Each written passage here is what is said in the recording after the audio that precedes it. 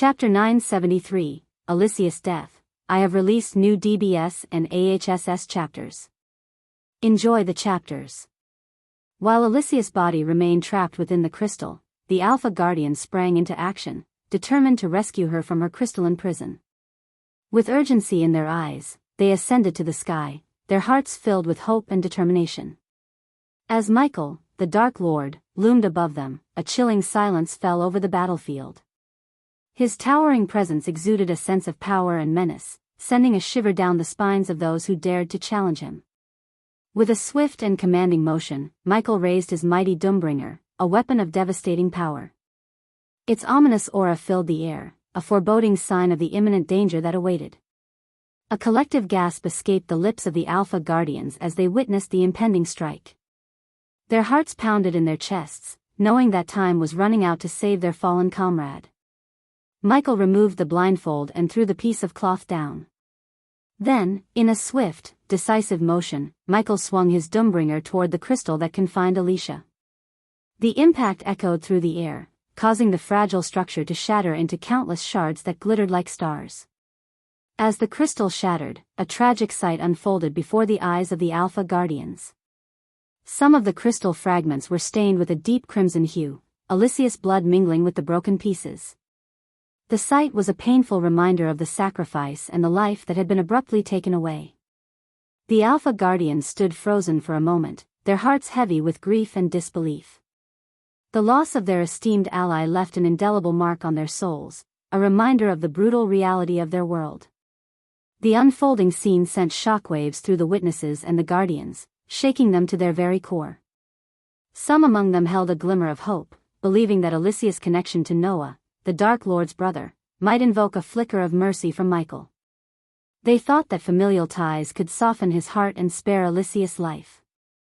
However, contrary to their expectations, Michael coldly and swiftly ended Elysius' existence, without a second thought.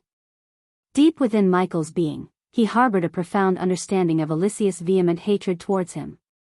He recognized the dangerous depths of her animosity, aware that if she were allowed to live, she would continue plotting against him relentlessly.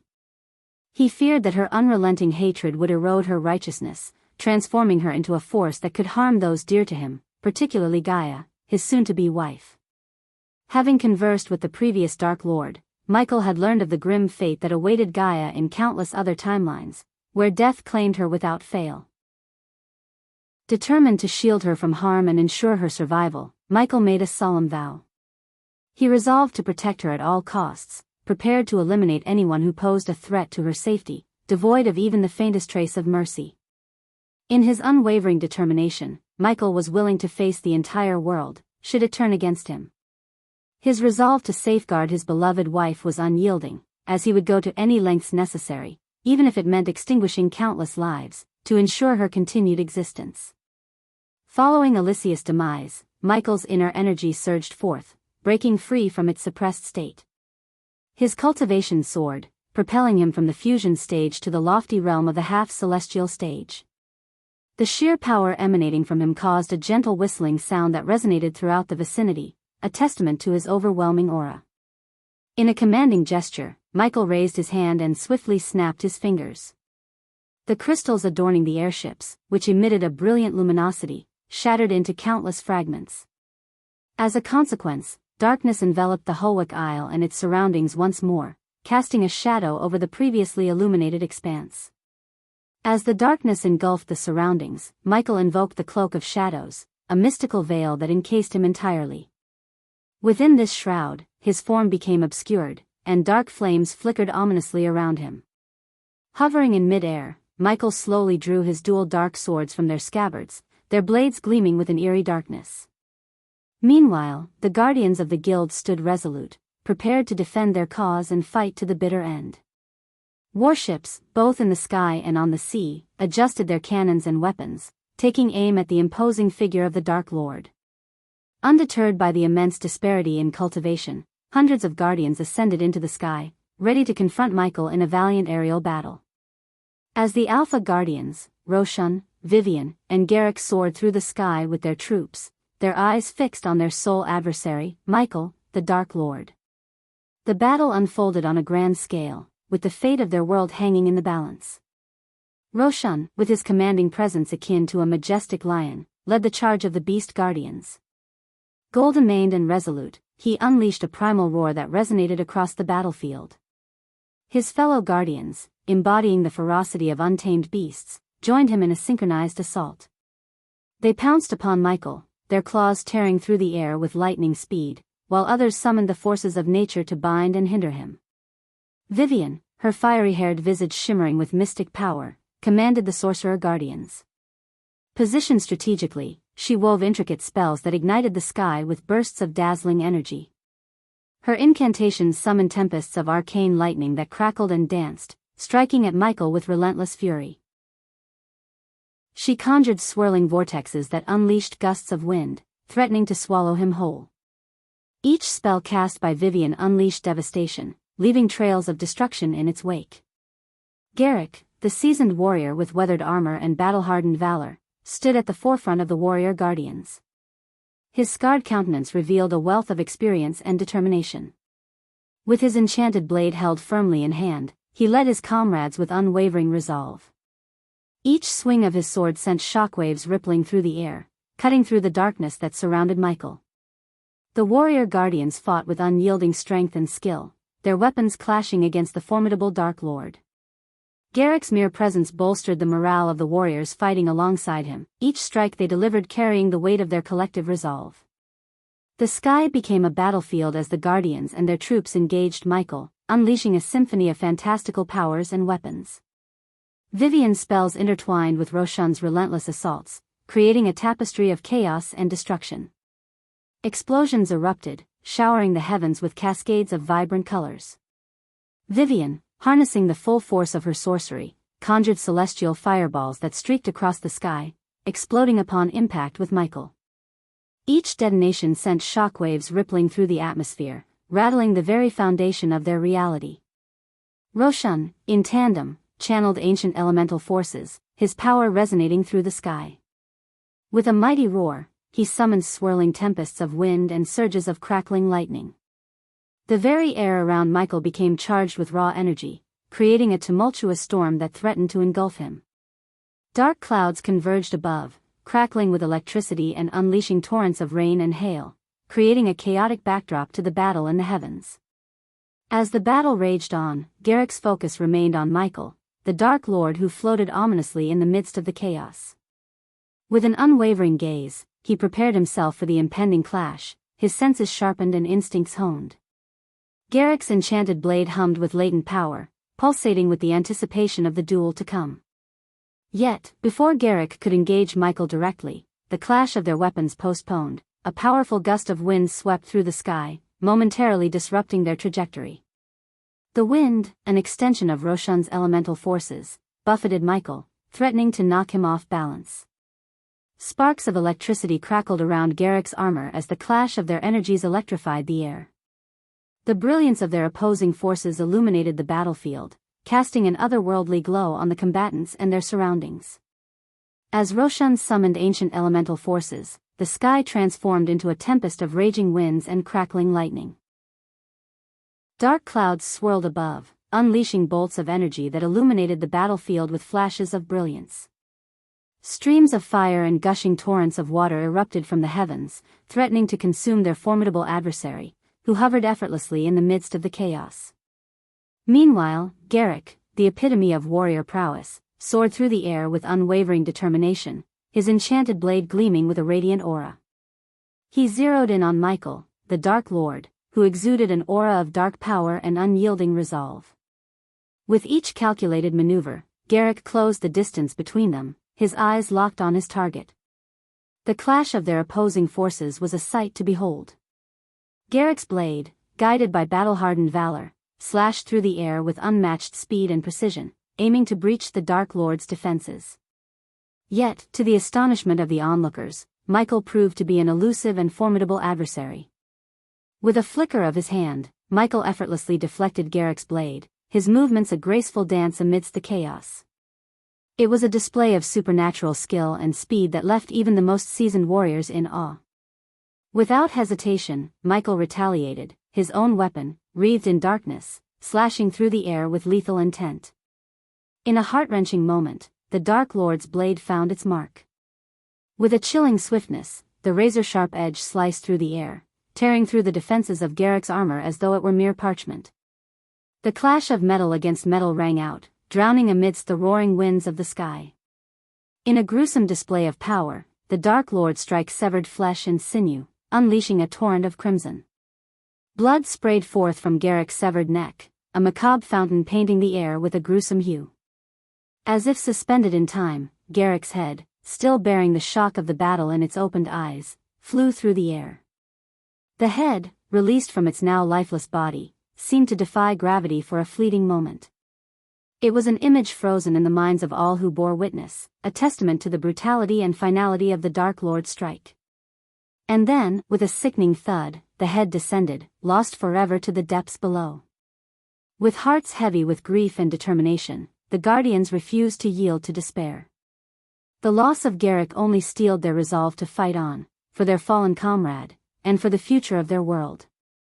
Amidst the chaos of battle, there was no time for mourning or hesitation. In perfect synchronization, the warships unleashed their devastating firepower upon the Dark Lord Michael. Cannons roared and projectiles soared through the air, aiming to find their mark and weaken the formidable foe who hovered in the sky. Explosions rocked the battlefield, illuminating the darkened heavens with flashes of blinding light. Vivian, her fiery hair blazing with intensity, called upon ancient incantations to summon spells of unparalleled destruction. Arcane energy crackled around her as she unleashed torrents of flames, engulfing the sky in a fiery inferno. Her voice resonated with power as she chanted the ancient words, each syllable carrying the weight of her unwavering determination. Roshan, his commanding presence undeterred by the loss of his comrade, rallied the remaining Guardians. His voice boomed like thunder as he roared across the battlefield, his words echoing through the hearts of all who fought alongside him. For Garrick. For our fallen brethren. We fight for justice and the salvation of our world. Strike with all your might. Show no mercy. The Guardians, their voices blending into a chorus of defiance, echoed Roshan's battle cry. Their shouts filled the air as they unleashed their fury upon the Dark Lord. Swords clashed, spears thrust, and arrows found their targets. Each Guardian fought with unwavering courage, their spirits aflame with the determination to vanquish the source of darkness that threatened their existence. The sky became a mesmerizing tapestry of chaos and illumination as spells collided with cannon fire.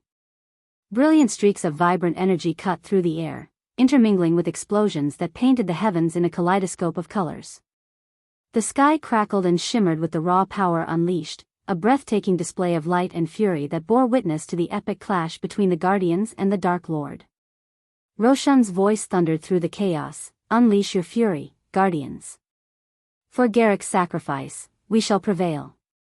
Vivian's fiery gaze met Michael's evasive movements, her voice resolute, "No corner of the sky shall shield you from our wrath, Dark Lord."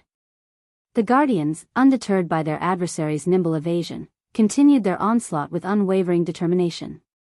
With each missed shot and deflected spell, the Dark Lord's confidence seemed to grow, his movements displaying an almost unearthly grace as he danced through the barrage unscathed. It was as if the very air bent to his will, allowing him to evade their every strike without a hint of exertion. As the Dark Lord effortlessly evaded the spells and left shimmering afterimages in his wake, his voice echoed through the sky with a chilling calmness. "Behold, Guardians," he began, his tone filled with subtle amusement. "Allow me to share a story with you. Once, there was an ant, so small and insignificant. It dreamed of moving a mountain, exerting all its strength to no avail. The mountain remained steadfast, immovable. Do you see the parallel, Guardians?" He continued to evade their attacks, his movements graceful and calculated. "You are the ants, and I am the mountain. No matter how hard you try, your efforts are futile against my might." His words carried a sense of superiority, amplifying the frustration of the Guardians as they struggled to land a single blow. With each evasion, the Dark Lord seemed to grow more confident, playing with them as if they were mere pawns in his grand design. As the Dark Lord's story reached its conclusion, he abruptly halted his movements, suspending himself in midair. The guardians, momentarily frozen by his words, watched in horror as he raised his hand.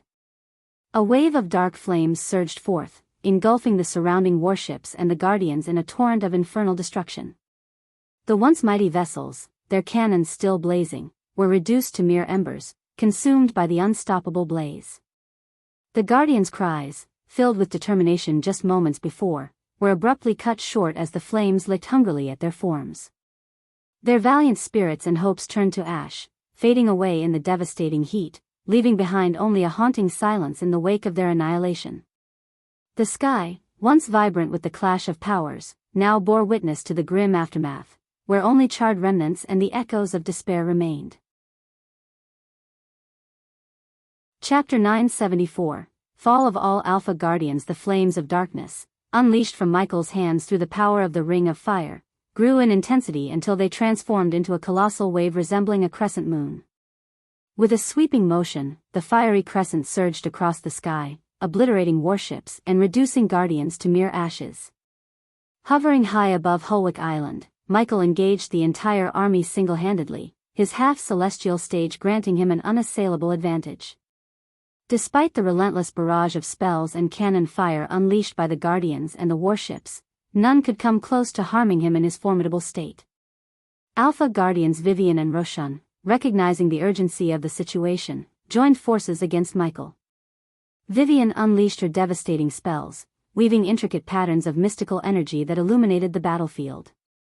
Meanwhile, Roshan, the Alpha Guardian of the Beast Guardians, roared with primal fury and underwent a stunning transformation, assuming the majestic form of a golden lion. Radiating a brilliant glow, Roshan stood nearly 8 feet tall, his presence commanding and awe-inspiring. To provide cover for Roshan's close-quarters battle with the Dark Lord, his unit, the Beast Guardians, followed suit, transforming into their primal forms. In the sky above and the sea below, airships and warships focused their attacks on Michael, intensifying their assault to unprecedented levels. The battlefield became a mesmerizing spectacle, vibrant and alive with the dazzling array of spells shimmering in every hue imaginable. The sky resembled a tapestry of light as hundreds of guardians soared through the air, converging upon Michael like a relentless swarm of bees, their determination radiating in their every move. The scene unfolded as a grand battle, where the clash of powers and the symphony of destruction painted a vivid picture of chaos and heroism in equal measure. As the guardians closed in on Michael, a sinister grin spread across his face, foretelling his impending move. With both hands raised, each gripping a dark sword, Michael began to invoke Ignisha's ultimate form. The very moment his spell took hold, foreboding clouds materialized in the sky, their darkness rivaling the deepest midnight. Crackling with potent lightning energy, the clouds unleashed rumbling echoes that drowned out the sounds of spells and cannons firing. Even those observing the war from a safe distance could sense the palpable electricity in the air, and their attention was captivated by the spectacle unfolding before them. Onlookers murmured amongst themselves, their voices tinged with both awe and trepidation. "Look at the Dark Lord's power," one whispered, eyes wide with astonishment. "Those clouds. They speak of an immense force gathering," another commented, a shiver running down their spine. A hushed silence fell over the crowd as they anticipated the impending cataclysm. It was as if the very atmosphere held its breath, aware that a powerful spell was about to be unleashed upon the battlefield. The sight of the ominous clouds above the Dark Lord only served to reinforce their belief that they were about to witness a display of unfathomable might. As the guardians soared through the sky, a sense of urgency gripped them. They swiftly channeled their energy into casting protective spells to shield themselves from the impending danger.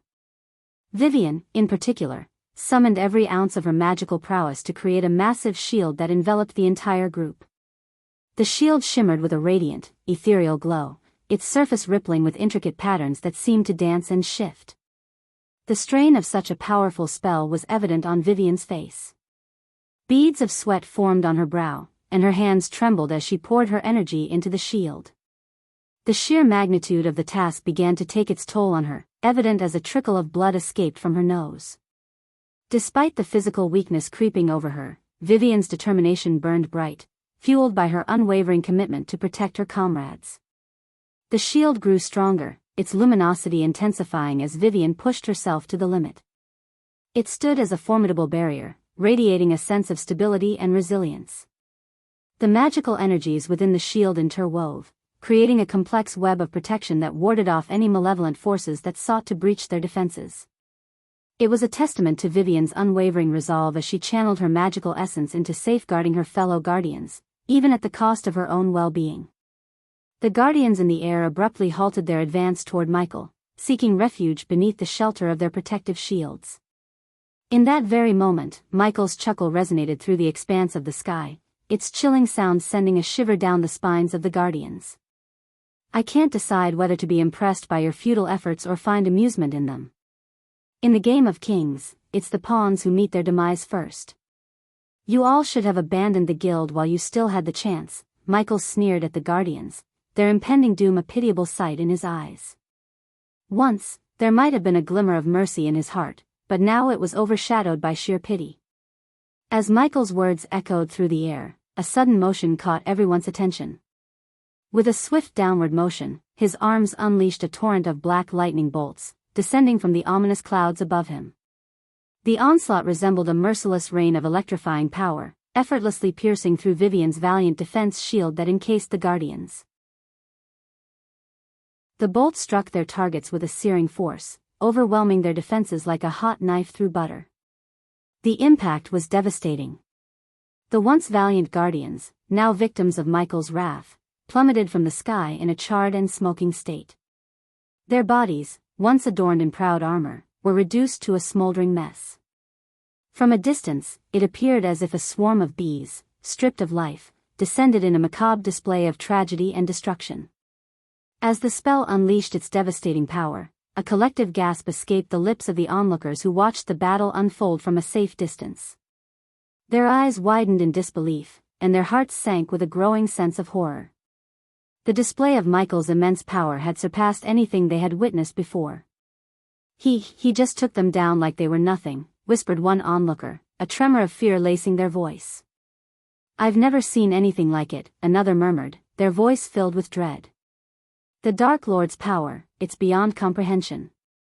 Whispers of fear spread through the onlookers like wildfire, and a sense of trepidation began to overshadow their initial curiosity. The once distant threat had transformed into a living nightmare before their eyes. Is there no end to his power? A shaken voice quivered. He's become more than a mere mortal, he's become a force of nature, someone replied, their voice laced with resignation. He is unstoppable, whispered a shaken observer, their voice barely audible. We underestimated him, and now, I fear for what lies ahead. The onlookers stood in stunned silence, their hope diminishing with each passing moment. The aura of fear that enveloped them grew stronger as the realization sank in that the Dark Lord's power knew no bounds. The once faint whispers of doubt transformed into a collective realization that they were facing a force beyond their comprehension, and the weight of their fear settled upon them like a heavy cloak. Vivian's shock lingered as she witnessed the futility of her powerful shield. However, her shock quickly turned to sheer terror as she felt the Dark Lord's gaze upon her. In a desperate attempt to protect her, Roshan, in his primal form, lunged at Michael, aiming to intercept any move the Dark Lord might make. With a powerful leap, Roshan reached Michael, sinking his teeth into the Dark Lord's head. Gasps filled the air as the onlookers and guardians witnessed this daring act. Yet, their astonishment turned to disbelief as they realized Roshan had only bitten into an afterimage left behind by the Dark Lord. The collective gaze swiftly shifted to Vivian, and their hearts sank when they saw the real Dark Lord standing behind her. Vivian, oblivious to the danger lurking, gradually felt a growing sense of unease. The hairs on the back of her neck stood on end as she sensed a presence behind her, creeping fear seeping into her very being. Vivian. Roshan's roar echoed through the battlefield as the guardians surged forward, driven solely by their desire to protect her, disregarding their own lives. But before they could reach her, the Dark Lord seized Vivian by the neck, lifting her effortlessly into the air. In a desperate bid to distract the Dark Lord, the warships unleashed a barrage of cannon fire, their aim fixed upon him. Yet, Michael swiftly cast the Silene spell, enveloping himself in a temporal pocket where time slowed to a crawl. Within this altered reality, he maneuvered Vivian directly in the path of a fiery cannonball, simultaneously adjusting another cannonball to strike her from the opposite side. It all unfolded within the suspended time of Silenes, a mere blink of an eye. The Guardians and Roshan, their hearts pounding with urgency, had little time to react as they witnessed the two cannonballs collide with Vivian, shattering her bones. Before she could even utter a scream, Michael, with a chilling flick of his wrist, snapped Vivian's neck, extinguishing her life in an instant. The battlefield fell into stunned silence as the lifeless body of the Alpha Guardian crumpled, a tragic testament to the Dark Lord's unfathomable power. The onlookers watched in dismay as the Alpha Guardians, one by one, fell before the relentless might of the Dark Lord. Whispers of despair and hopelessness swept through the crowd, their voices tinged with fear and resignation. They could scarcely believe their eyes, witnessing the seemingly insurmountable power of their adversary. "He's unstoppable," one spectator muttered, his voice laden with defeat. "The Guardian Guild doesn't stand a chance against him." "Perhaps it's time for them to yield," another suggested, a note of desperation in his tone. To avoid further bloodshed, they must surrender. The realization struck them hard, this was not a battle they could win. The Dark Lord's overwhelming dominance left them shaken to their core. Some even dared to speculate what would have happened if he had brought his full army to bear upon them. The scale of devastation would have been unfathomable, a thought that sent shivers down their spines. In the midst of the turmoil, the Empress of Ar, known for her poise and strategic brilliance, remained calm. She stood at a vantage point, observing the unfolding chaos with a discerning eye. A subordinate approached her cautiously, sensing her presence. "Your Highness," the subordinate began, his voice tinged with respect. "It was a wise decision for us to stay away from the Dark Lord's path." The Empress, her gaze fixed upon the battlefield, nodded slightly. "Indeed," she replied, her voice steady and unwavering. "There is power in aligning with the unstoppable force rather than opposing it. We shall find a way to work with him, for the benefit of our empire." Her words held a sense of calculated determination, and those who overheard them couldn't help but wonder what plans lay hidden within the Empress' mind. While the rest of the onlookers were filled with fear and despair, she saw an opportunity in the face of the Dark Lord's might, a chance to shape the future in her favor. A hushed silence fell over the onlookers as they turned their gaze toward the Guardian Guild headquarters, their eyes widening with awe and disbelief. A thunderous roar erupted from within the walls of the stronghold, resonating through the air, capturing their attention. And then, as if summoned by some ancient power, a majestic creature materialized above the guild, a golden dragon with not one, but two magnificent heads, its ethereal form colossal and awe-inspiring. Gasps of astonishment rippled through the crowd as they beheld the mythical creature hovering in the sky. Whispers of amazement and wonderment intermingled with their shock. "By the heavens, what is that?" one onlooker exclaimed, his voice filled with disbelief. "I've never seen anything like it," another replied, his eyes wide with awe. "A two-headed dragon, and it emanates such power." The onlookers watched in rapt attention as the majestic dragon circled above the headquarters, its radiant presence casting an ethereal glow across the battlefield. There was an air of hope and anticipation, an inkling that perhaps, against all odds, the tide of the battle could still be turned. Amidst the whispers and murmurs, the Empress of Ar stood with an impassive expression. Her eyes remained fixed on the mystical creature, studying its every movement with keen interest. With a calm yet resolute voice, she addressed her companion. "This dragon is one of the Guardian Guild's last line of defense," she stated, her tone carrying a note of determination. "They have unveiled their ultimate trump card. Let us see what this mystical being is truly capable of." Her words hung in the air, a quiet declaration of her intent to witness the unfolding events with strategic insight. The onlookers, despite their fear and uncertainty, found a glimmer of hope within the Empress' composed demeanor, knowing that this mythical guardian might just hold the key to turning the tide of the battle against the Dark Lord. Chapter 975, Battle of the Half-Celestials. The appearance of the majestic dragon did little to disturb Michael's composure. His knowledge of the Guardian Guild's might reassured him that this ethereal creature was just one of their many trump cards and last lines of defense. Yet, the dragon's presence emanated a radiant glow, casting a shimmering light upon Holwick Island and the vast expanse of the surrounding ocean. In the ethereal glow, the harrowing aftermath of the relentless battle came into sharp focus for the onlookers.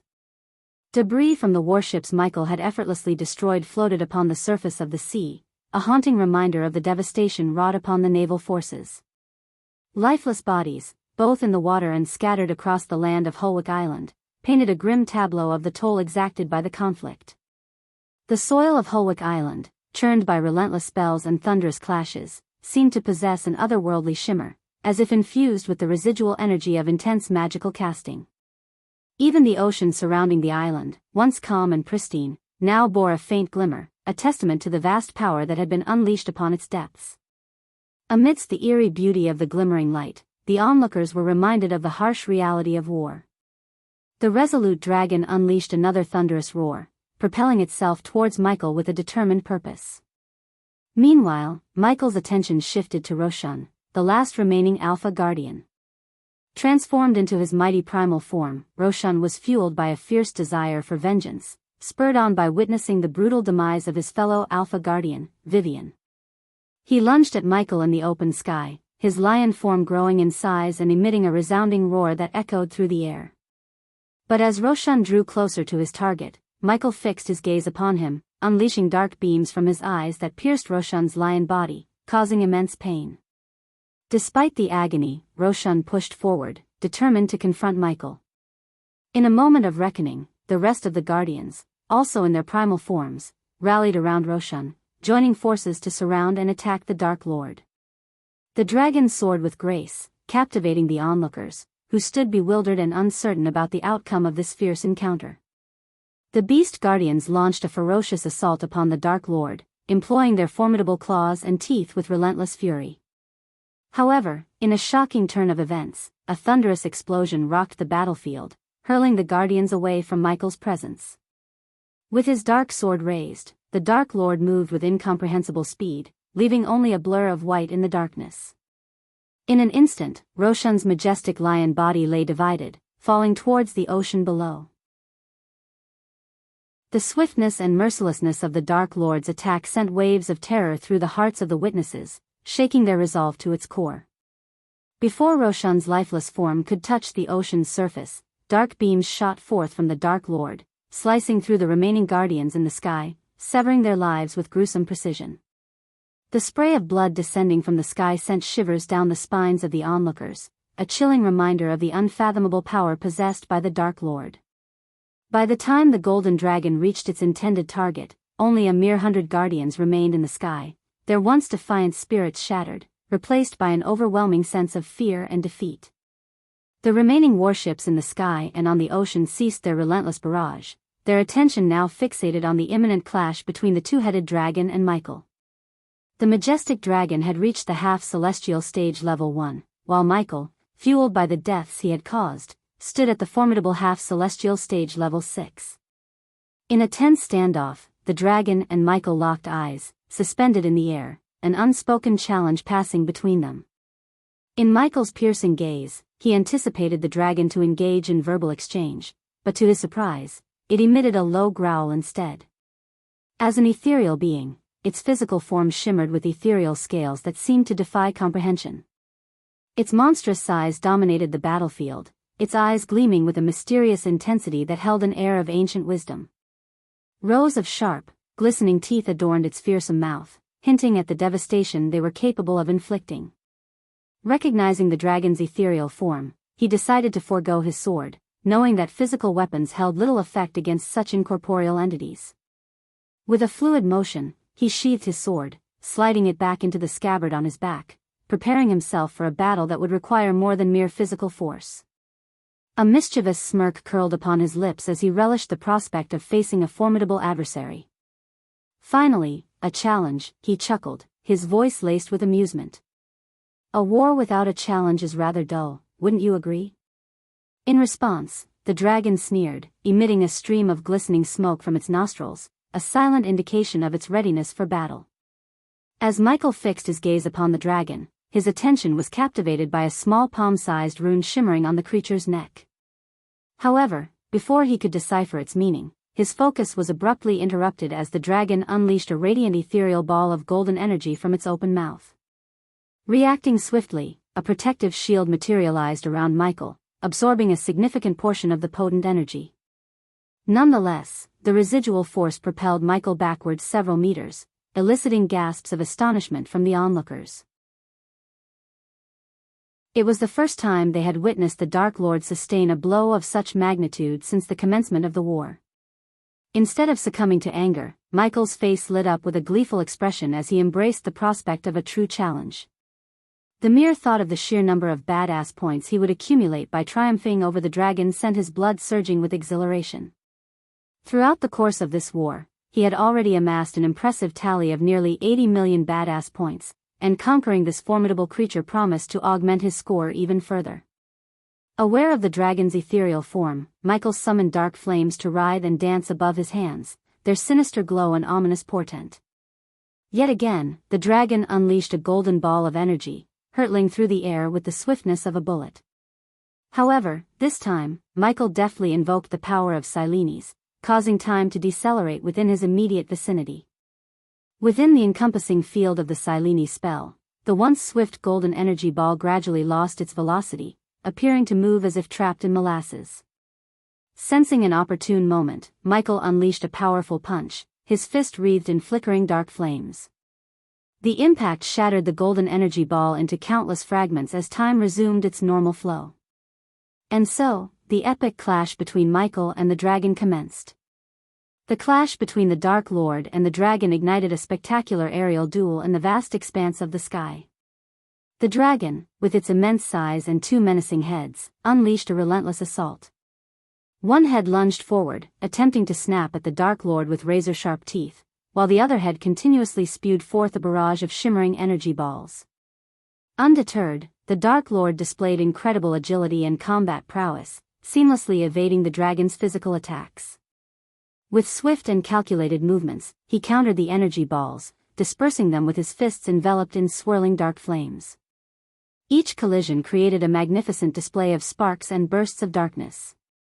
Sensing an opportunity, the Dark Lord swiftly descended toward the sea level, where a warship floated ominously.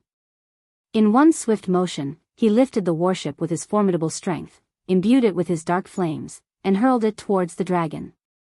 The flaming warship soared through the air, trailing a path of destruction, before colliding with the dragon's massive form. The impact generated an explosion that reverberated through the sky, engulfing both combatants in a shower of flames and smoke. Emerging unscathed, the Dark Lord ascended back into the sky, his resolve unshaken. He continued his relentless assault, unleashing a barrage of punches enhanced by the dark flames.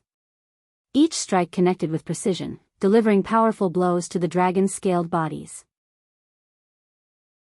The clash of their forces created shockwaves that rippled through the air, causing the onlookers below to tremble in awe and terror. As the battle raged on, the Dark Lord's movements became a mesmerizing dance of power and agility. He seamlessly weaved through the dragon's attacks, evading its ferocious bites and gracefully countering with his fiery fists. With each strike, the dragon's resistance weakened, evident in the cracks forming on its ethereal scales and the pained roars that echoed through the sky. In this epic battle, the Dark Lord fought with unrivaled badassery, pushing his limits and showcasing his mastery over dark flames and hand-to-hand combat. His every move was executed with a deadly precision, displaying a combination of strength, speed, and sheer determination. At one point, the Dark Lord dove down towards the sea, his eyes ablaze with determination. He seized a nearby warship, its massive hull looming beneath him.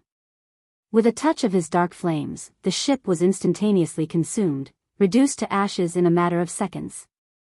Yet, the Dark Lord acted swiftly, his movements a blur as he hurled the ship towards the dragon before the flames could fully engulf it. The flaming vessel hurtled through the air, a deadly projectile aimed directly at the dragon's colossal form. As the Dark Lord continued his assault, his speed was nothing short of astonishing. He seamlessly transitioned from one ship to another, consecutively lifting and launching them toward the dragon.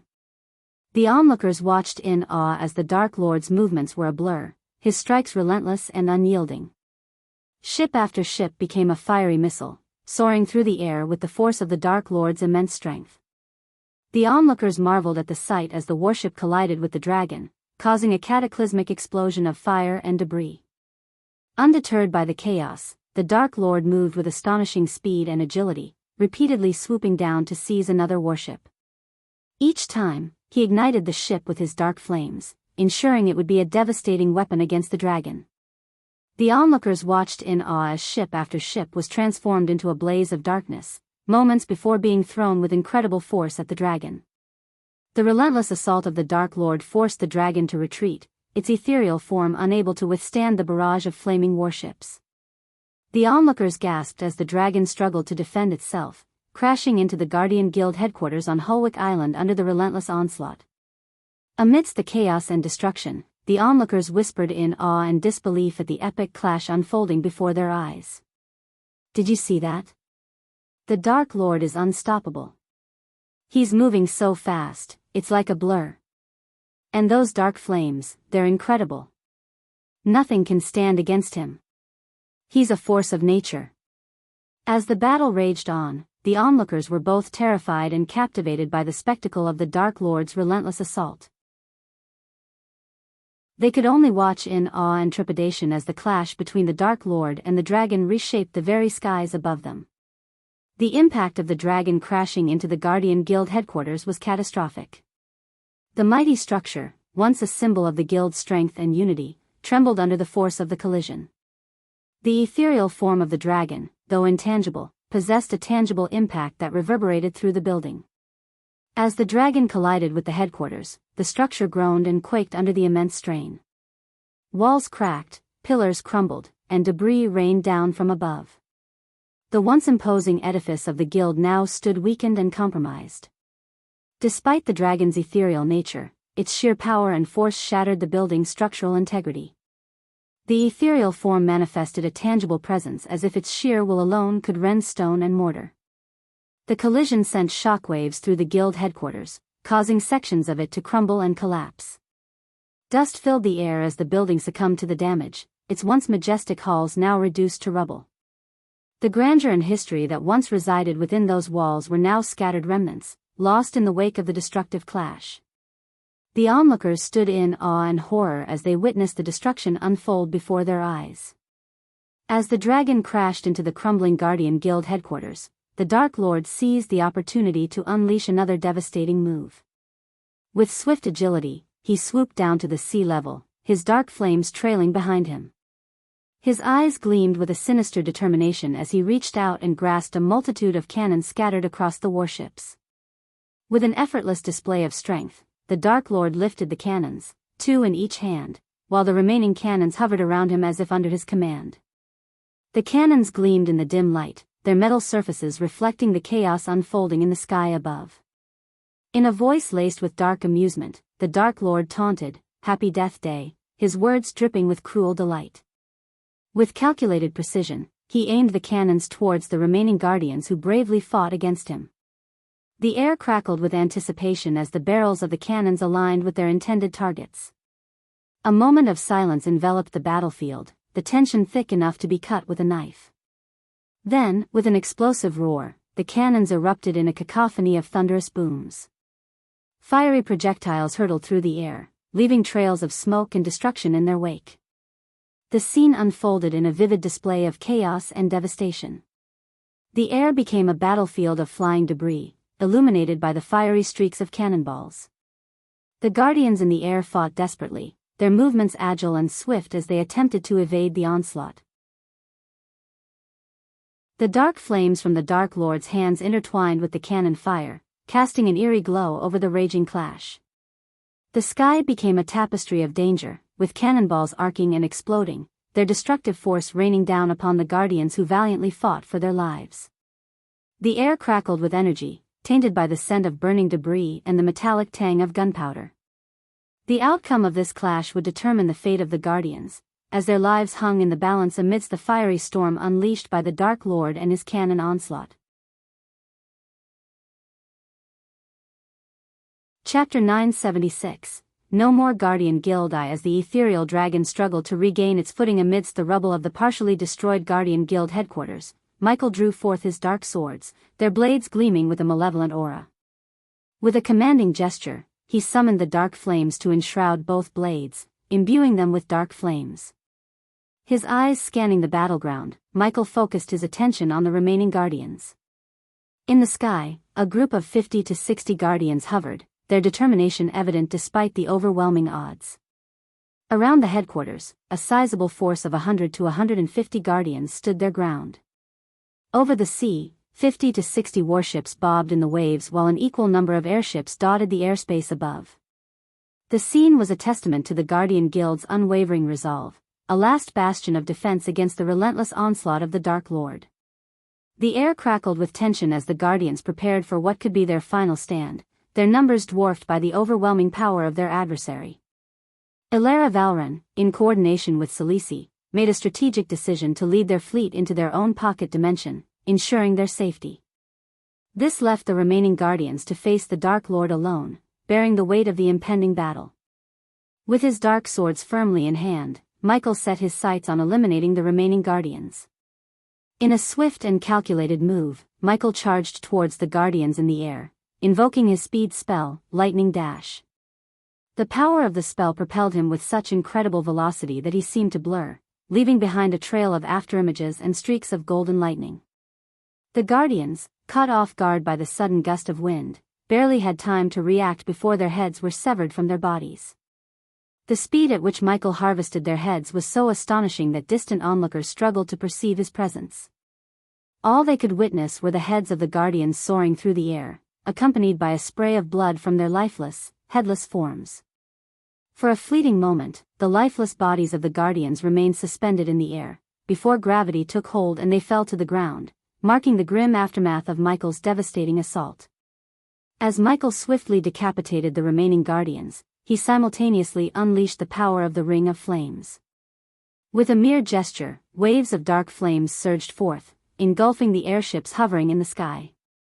The intensity of the flames reduced the once mighty vessels to mere ashes, their wooden structures consumed by the merciless inferno.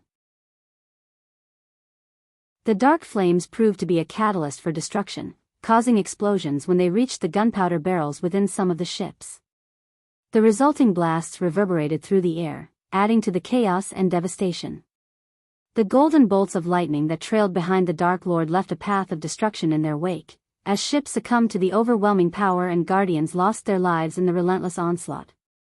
Michael continued his relentless assault on the Guardians and their ships as the dragon let out a thunderous roar and swooped down, aiming to engage him in deadly pursuit. Ignoring the dragon's presence, Michael skillfully evaded the golden energy balls that were unleashed from the dragon's mouth. His focus remained unwavering as he prioritized the task at hand, decimating the remaining Guardians before turning his attention to the formidable dragon.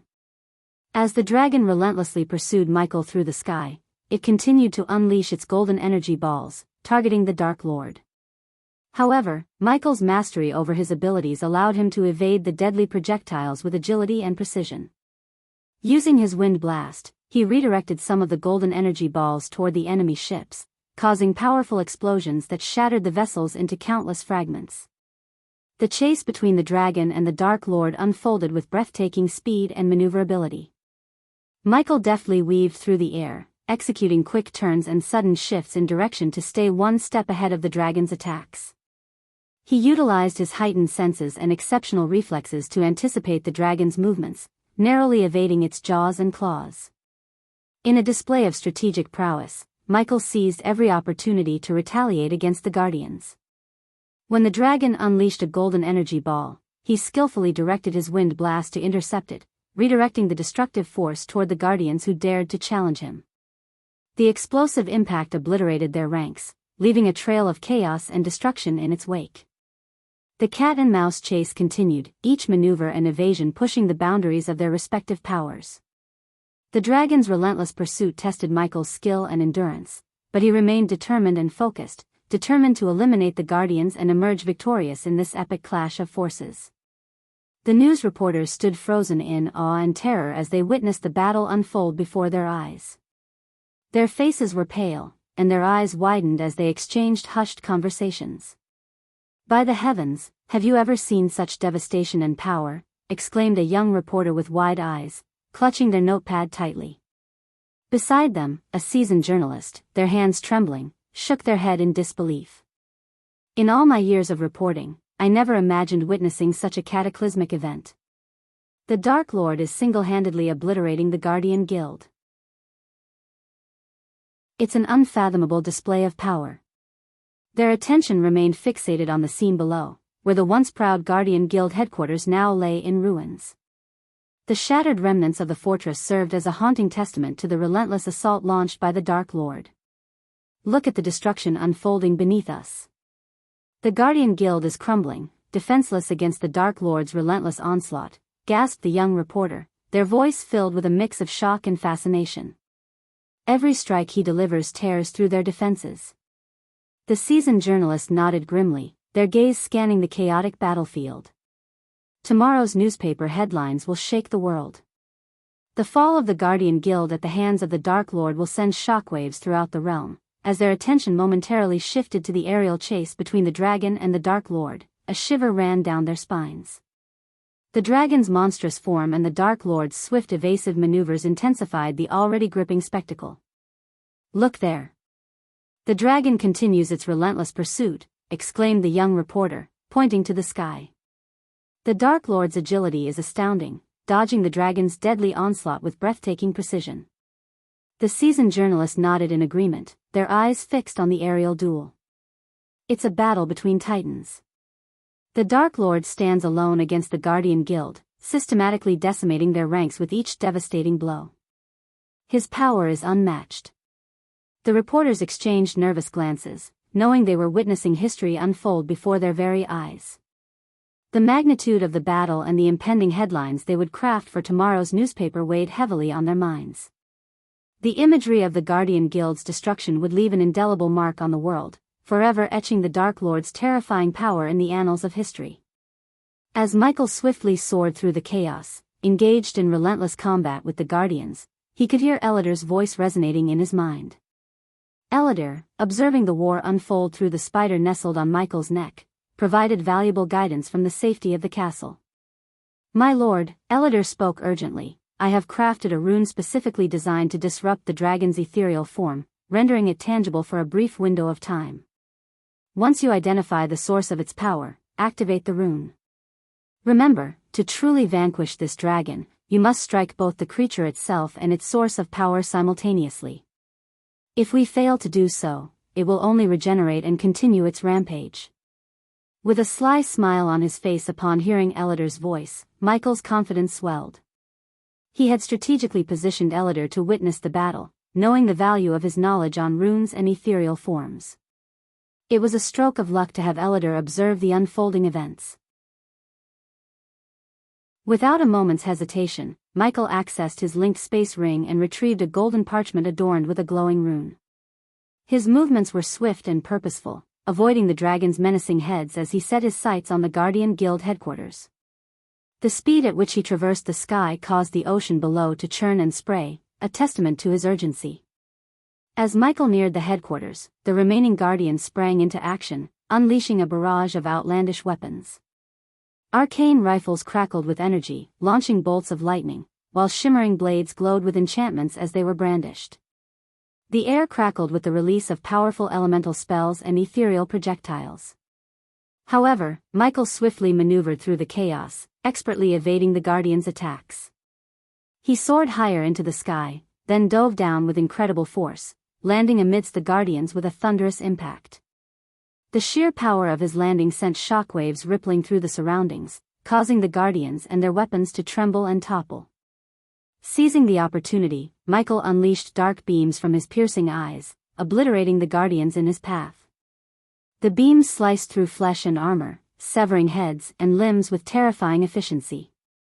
The scene resembled a scorching hot knife cutting through butter, leaving destruction in its wake.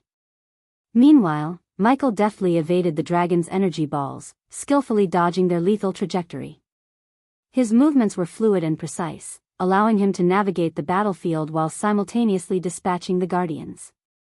The combined might of his dark beams and evasive maneuvers left a trail of fallen foes and severed limbs, a testament to his unrivaled power and combat prowess. As Michael darted through the crumbling hallways and corridors of the Guardian Guild headquarters, the dragon hot on his heels, the entire building quaked under their fierce pursuit.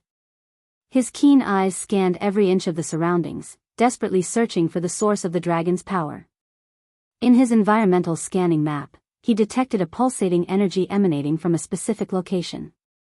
Amidst the chaos, the walls trembled and shattered, sending debris raining down as Michael pressed forward. Finally, he descended into an underground chamber, where his eyes fell upon a captivating jade stone adorned with an intricately etched tiny dragon. Sensing its significance, Michael knew this was the key to severing the dragon's hold. Without hesitation, he reached out and snatched the jade stone, his hand trembling with determination. As he did, the dragon let out a thunderous roar, its golden energy surging toward Michael with relentless force. The impact of the blast sent him hurtling through the walls, his shoulder bleeding profusely, but he clung tightly to the precious jade stone. With sheer willpower, Michael emerged from the crumbling Guardian Guild headquarters, soaring into the vast expanse of the sky. The dragon, its existence threatened, unleashed one final desperate attempt to halt him. But with the jade stone firmly in his grasp, Michael defied the odds, his resolve unyielding. As the dragon emerged from the remnants of the Guardian Guild, Michael stood firm, clutching the jade stone and the golden parchment tightly. Knowing the moment had come, he summoned the dark flames, engulfing the scroll in his hand. The ancient rune, pulsating in a crimson hue, soared through the air and struck the dragon with precise accuracy. The ethereal form of the dragon flickered and wavered as the rune took hold, transforming its essence into a crystalline state. With unwavering determination, Michael unsheathed his dark sword, its wicked blade gleaming in the light.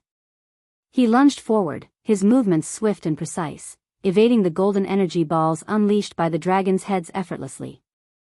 The crystallized body of the dragon stood no chance against the dark sword's lethal edge. In a breathtaking display of skill, Michael cleaved through the dragon's defense, shattering its fragile form. Simultaneously, his grip tightened around the jade stone, crushing it with a resolute grip. The dragon let out a thunderous roar, a final cry of defiance before its entire being shattered into a mesmerizing cascade of golden light. It dissipated into the vast expanse, leaving no trace of its existence behind. As Michael's feet touched the ground, his body slumped forward, the weight of exhaustion finally catching up to him. He took deep, labored breaths, the rise and fall of his chest revealing the toll of the fierce battle he had just endured. Surrounding him, the remaining guardians closed in, their eyes gleaming with a glimmer of victory. They believed him to be weakened, vulnerable, unaware of the secret power that flowed through his veins. Little did they know, concealed beneath Michael's worn exterior, the APD hummed with quiet efficiency. The automatic potion dispenser, an invaluable ally in his arsenal, had already administered its healing elixirs into his bloodstream. The restorative potions worked their magic, mending every wound and revitalizing his weary body. As the guardians closed in, their swords at the ready, their faces twisted into triumphant grins, Michael's eyes flickered with a newfound strength. The weariness that had weighed him down only moments before now transformed into a fierce determination.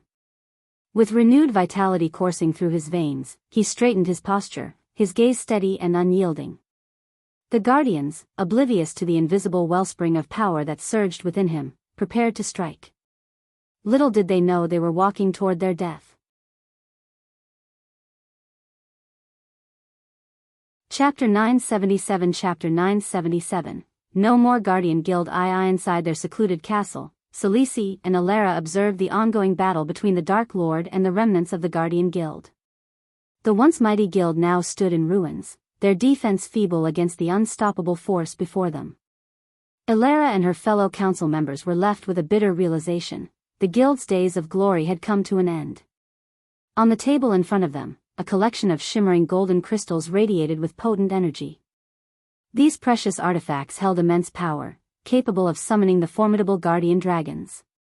Alara's gaze lingered on the crystals, tempted to employ their strength once more in a desperate attempt to turn the tides. However, Celsis' voice cut through the air, bringing her back to reality. Alara, no matter how many crystals we use or how many guardians we summon, they cannot defeat him, Celici spoke with a tone of conviction. These crystals possess a far greater purpose than they ever served in the hands of the Guardian Guild. We must wield their power wisely, for the sake of our own survival. Evan stared at the mirror, captivated by the unfolding war between the Dark Lord and the Guardian Guild. The sight filled him with disbelief. "I can't believe the Guardian Guild is on the verge of annihilation," he murmured, his voice laced with a mix of astonishment and fear. Selisi, however, remained composed as she responded, her voice steady and devoid of fear. She understood the true extent of the Dark Lord's power, having observed and studied him extensively. Unlike others who underestimated him, Selisi held a deep admiration for his strength. "Believe it, Evan. What you see is only a fraction of the Dark Lord's true power," she said, her eyes fixed on the mirror. Evan's hope dwindled as he pondered the question that plagued their minds. How can we possibly stop him now? If he has already reached the celestial stage, our efforts would be futile. Selisi nonchalantly shrugged, acknowledging the grim reality. "At this point, we can't. We are nowhere near his level, let alone capable of defeating him. That's why we must remain in the shadows and focus on strengthening ourselves." Evan's frustration was evident as he exclaimed, "But how can we hope to match his cultivation speed? He's practically a deity." Celsi's gaze never wavered from the mirror, where the Dark Lord unleashed devastating spells that tore through the guild. Her response carried a hint of determination. "We may not match his cultivation speed, but we have the power to impede the growth of his army and slow down their progress," Selisi explained, her voice filled with conviction. "The Dark Lord may be formidable, but he cannot win a war alone. He relies on his forces. While he appears invincible now, there will come a time when he meets his equals." Elara's curiosity piqued as she probed further, intrigued by Celsi's cryptic words. She had chosen to align herself with Selisi due to her keen intellect, despite the criticism that surrounded her. Many within the Guardian Guild disapproved of Celsi's actions, blaming her for Nagaland's decline into poverty and debt. But Elara knew better. She understood that Selisi had orchestrated Nagaland's downfall for a specific purpose. If Nagaland had remained a powerful kingdom under Gaia's rule, who had now become the Dark Lord's lover, it would have provided the Dark Lord with an unstoppable ally. By reducing Nagaland's strength, Selisi ensured that the Dark Lord would have to divert his attention and resources towards rebuilding, thereby lessening the threat he posed. Elara recognized the dangerous game Selisi was playing in the shadows, but she also acknowledged that Selisi held many secrets close to her chest.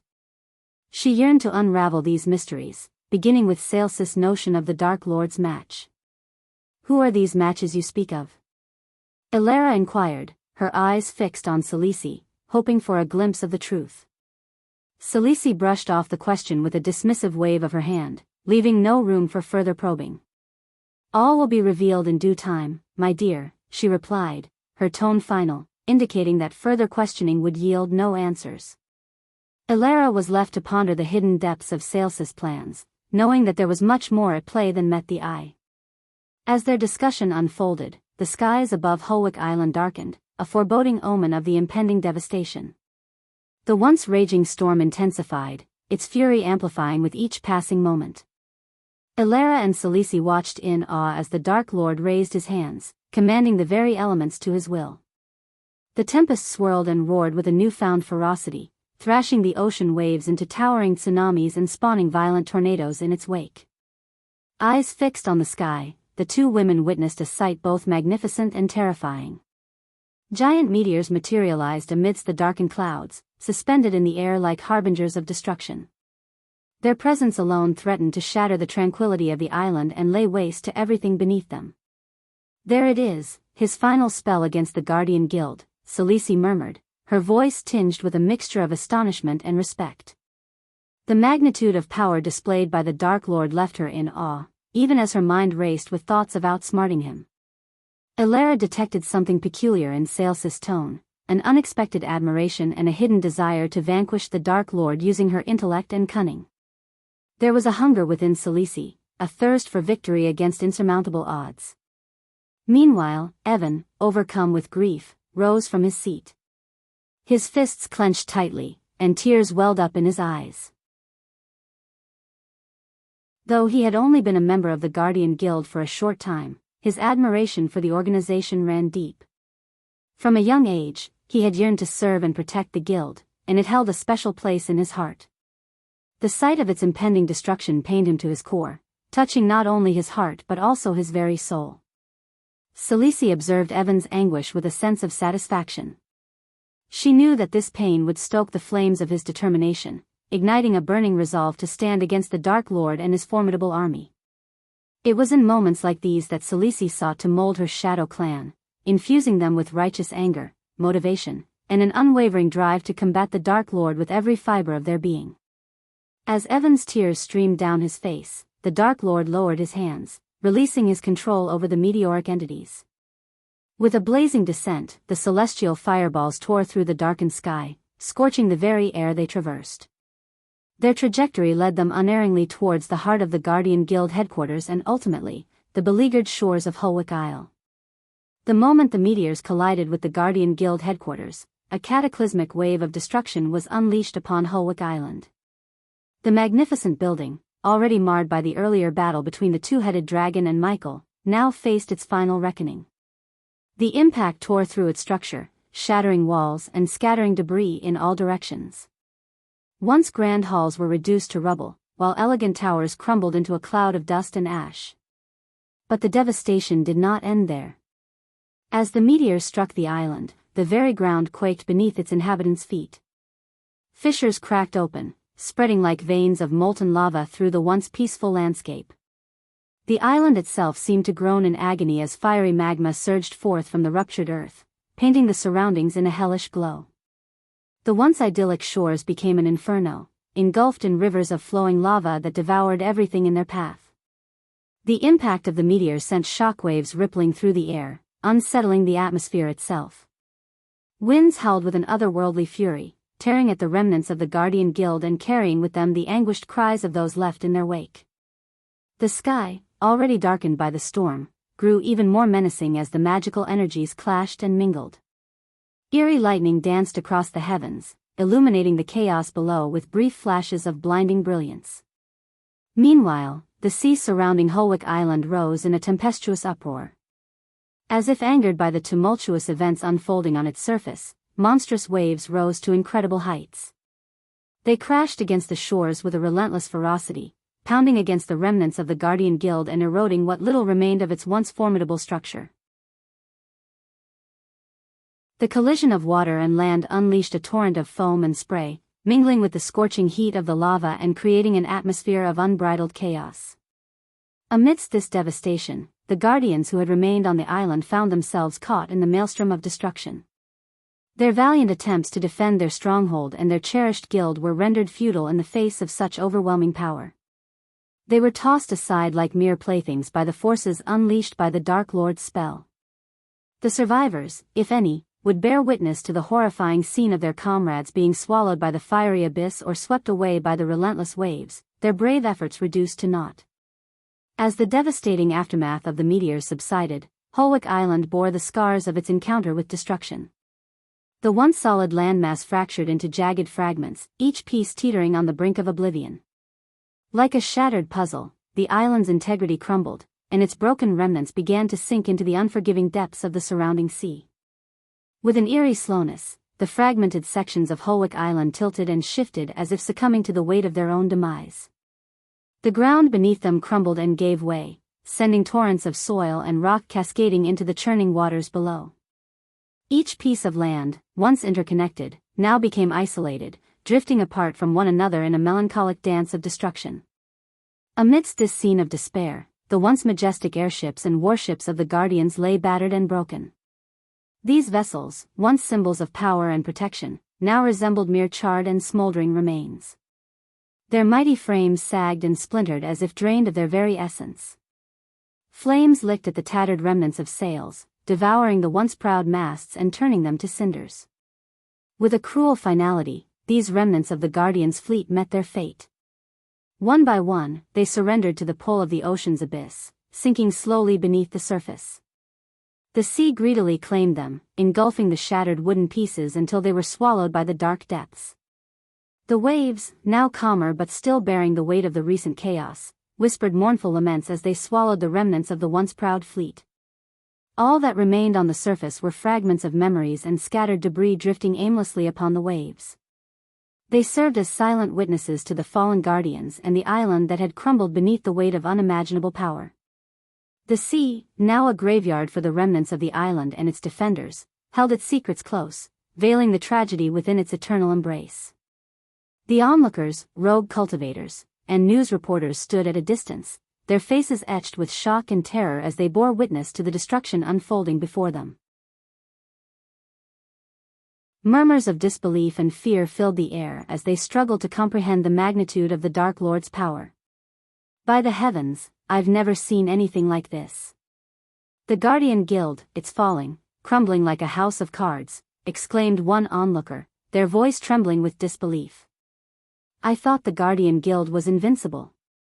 How can the Dark Lord be so unstoppable?" another whispered, their words barely audible over the roars of destruction.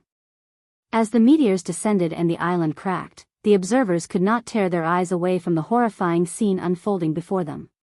The once majestic Sky Hall, the very symbol of the Guardian's might, was nowhere to be seen, leaving many perplexed and fearful. "Where's the Sky Hall? How could it vanish in such a crucial moment?" a rogue cultivator questioned, their voice tinged with confusion and concern. Whispers of despair and resignation spread among the onlookers, their faces reflecting a sense of hopelessness. They watched as the Dark Lord's forces continued their onslaught, seemingly invincible, and doubt crept into their hearts. "I fear there is no hope left. The Dark Lord's power is unmatched, and it seems like nothing can stand in his way," murmured a rogue cultivator, their voice heavy with defeat. "I never thought I'd see the day when the Guardian Guild would fall.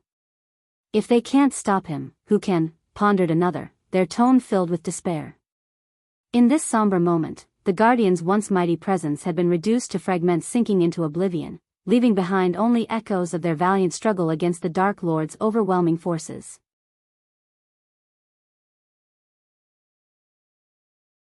Chapter 978 Chapter 978, Complete Destruction of the Guardian Guild. After obliterating the Guardian Guild, Michael experienced a sense of relief and newfound strength. With his formidable enemy eradicated, a weight lifted from his shoulders. He hovered above the calm sea, gazing at the remnants of what used to be Holwick Isle. This marked the second island he had completely decimated, the first being Ithelin. Though the waves slowly settled, the storm continued to rage with unyielding fury. Moments passed as Michael floated in contemplation, his eyes fixed on the once thriving island. Then, with a serene expression, he turned away from the scene and soared through the air, leaving the desolation behind. Several hours later, Michael arrived at the site of a grand castle, its construction still underway.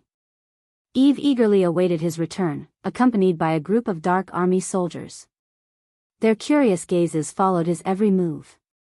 Eve, unable to contain her anticipation, approached Michael and inquired, "What happened?" With a calm smile, Michael answered her, "The Guardian Guild is no more." Gasps of astonishment escaped the lips of the Dark Army soldiers.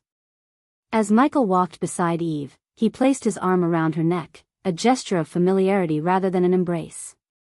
Together, they proceeded to enter the castle, the soldiers trailing behind them, their eyes filled with wonder and curiosity. The castle, although only a quarter completed, stood as a magnificent testament to power and grandeur. Dwarves, renowned for their craftsmanship, were diligently working on the construction, their hammers clanging against stone and metal, shaping the fortress that would serve as Michael's stronghold. The corridors they traversed were a blend of raw stone and scaffolding, revealing the ongoing labor required to bring the castle to its full glory. Dust particles danced in the air, illuminated by beams of sunlight that pierced through the partially constructed walls. The echoes of dwarves' conversations mingled with the sounds of construction, creating a symphony of progress. As they made their way through the corridors, the soldiers' eyes wandered, taking in the meticulous craftsmanship of each detail. The flickering torches cast an eerie glow, revealing glimpses of the tapestries and ancient paintings that would soon adorn the walls. The scent of freshly cut wood mingled with the scent of stone, creating a unique aroma that permeated the air. Within the castle's embrace, the dwarves worked tirelessly, their expertise evident in every stroke of the hammer and every carefully placed stone. It was a place where shadows thrived, secrets whispered, and destinies shaped. The group continued their steady stride, their footsteps echoing against the stone floors and unfinished surfaces. Whispers of anticipation and curiosity filled the air, as the soldiers exchanged glances, eager to learn more about the outcome of the Guardian Guild's downfall. The castle seemed alive with an electric energy, pulsating with the aftermath of Michael's triumph, and the promise of a formidable future. Michael proceeded to provide a concise account of the battle to his soldiers and Eve. Together, they made their way to the meeting hall, where his subordinates were already gathered. The soldiers and advisors stood up as Michael entered, showing their respect for their leader. "Please, take your seats," Michael gestured, indicating that they should resume their places. He settled himself comfortably on his throne, a symbol of his authority.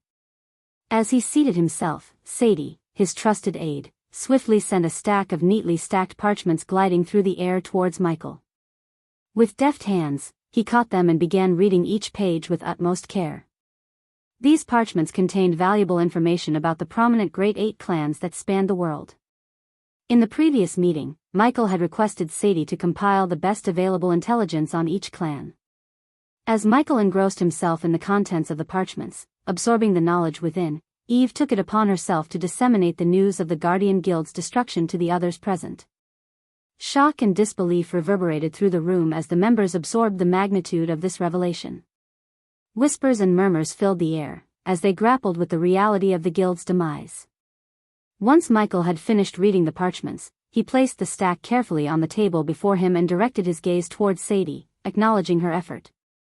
"You have done an exceptional job. Why don't you enlighten our comrades about the details of these Great Eight clans?" Michael requested Sadie to present the information about the clans to the rest of their subordinates. Sadie stood before the gathered subordinates, holding the stack of parchments that contained information about the Great Eight clans. She cleared her throat and began to address the group. "Allow me to introduce the Great Eight clans," Sadie began, her voice clear and confident. "The first on the list is the Guardian Guild, comprised of humans, known for their military prowess and law enforcement capabilities." She continued, "Next, we have the Nightshade clan and the Stormheart clan, both consisting of humans as well. These two clans, however, are not as widely known as the Guardian Guild. The Nightshade clan focuses on exploring uncharted territories, such as treacherous oceans and dangerous Demon's Grave. They are responsible for discovering new pocket dimensions and expanding human territories beyond this world." Tiberius, one of the subordinates, raised his hand with a puzzled expression. "I've never heard of the Nightshade and Stormheart clans. Why are they not as well known as the Guardian Guild?" Sadie nodded in understanding and replied, "That's because these clans have taken a different path. Unlike the Guardian Guild, their focus is not primarily on military and law enforcement. The Nightshade clan specializes in ventures that contribute to human prosperity in other ways, while the Stormheart clan wields influence over the economy from the shadows." She continued, "The Nightshade clan's endeavors in exploring dangerous realms and discovering new dimensions often go unnoticed by the general population. As for the Stormheart clan, their impact on the economy is far-reaching, as they control a significant portion of the economic affairs of human kingdoms, working behind the scenes to ensure prosperity." Sadie paused for a moment to allow the information to sink in before moving on to the next clan. "Next, we have the Water God Hall and the Sea Serpent Hall, both belonging to the Sea Folks. These clans, however, do not involve themselves in the affairs of humans, elves, dwarves, and orcs, whom they refer to as landwalkers. They maintain their own separate domains and keep a distance from the dealings of the other races." She then moved on to describe the Gondolin Empire, which belonged to the elves. The Gondolin Empire, led by Nithroel, is considered the most powerful clan among all the Great Eight clans. Nithroel, the Elven Empress, rules Gondolin with a firm hand. Unlike other clans that rely on military might, she opts for diplomatic solutions and cunning deals in the shadows, rather than waging wars. Sadie paused, allowing the significance of the Elven Empire's power to sink in among the listeners. The subordinates exchanged glances, realizing the weight of this information. "In addition to these, we have the Han Torum, a clan of dwarves known for their exceptional craftsmanship and engineering skills," Sadie continued. "And lastly, we have the Ironmane Horde, representing the Beast Men, a strong and formidable race." She concluded, "These Great Eight clans, each with their unique strengths and characteristics, have played significant roles in the realms. With the demise of the Guardian Guild, the balance of power among the clans has shifted. It is essential for us to understand these dynamics as we navigate the current landscape. Sadie folded the parchments neatly and placed them back on the table. The subordinates sat in contemplative silence, absorbing the knowledge of the Great Eight clans and the shifting power dynamics within their realm. Arya, the Queen of Shadows, leaned forward, her eyes piercing as she addressed Sadie. What should we expect now, with the demise of the Guardian Guild? Will the other races take advantage of this void? Sadie met Arya's gaze and replied with a serious tone. Indeed, without the Guardian Guild to safeguard the human kingdoms, they will be vulnerable to the ambitions and encroachments of other races. The absence of a powerful force like the Guild creates a power vacuum that is bound to attract various factions and individuals seeking to fill the void left behind. She gestured with her hand, emphasizing the potential consequences. Human kings and queens will act according to their own desires and agendas, without the guidance and protection of the Guardian Guild. This could lead to unforeseen conflicts, political upheavals, and even territorial disputes among the human kingdoms themselves. Sadie's voice held a note of concern as she continued.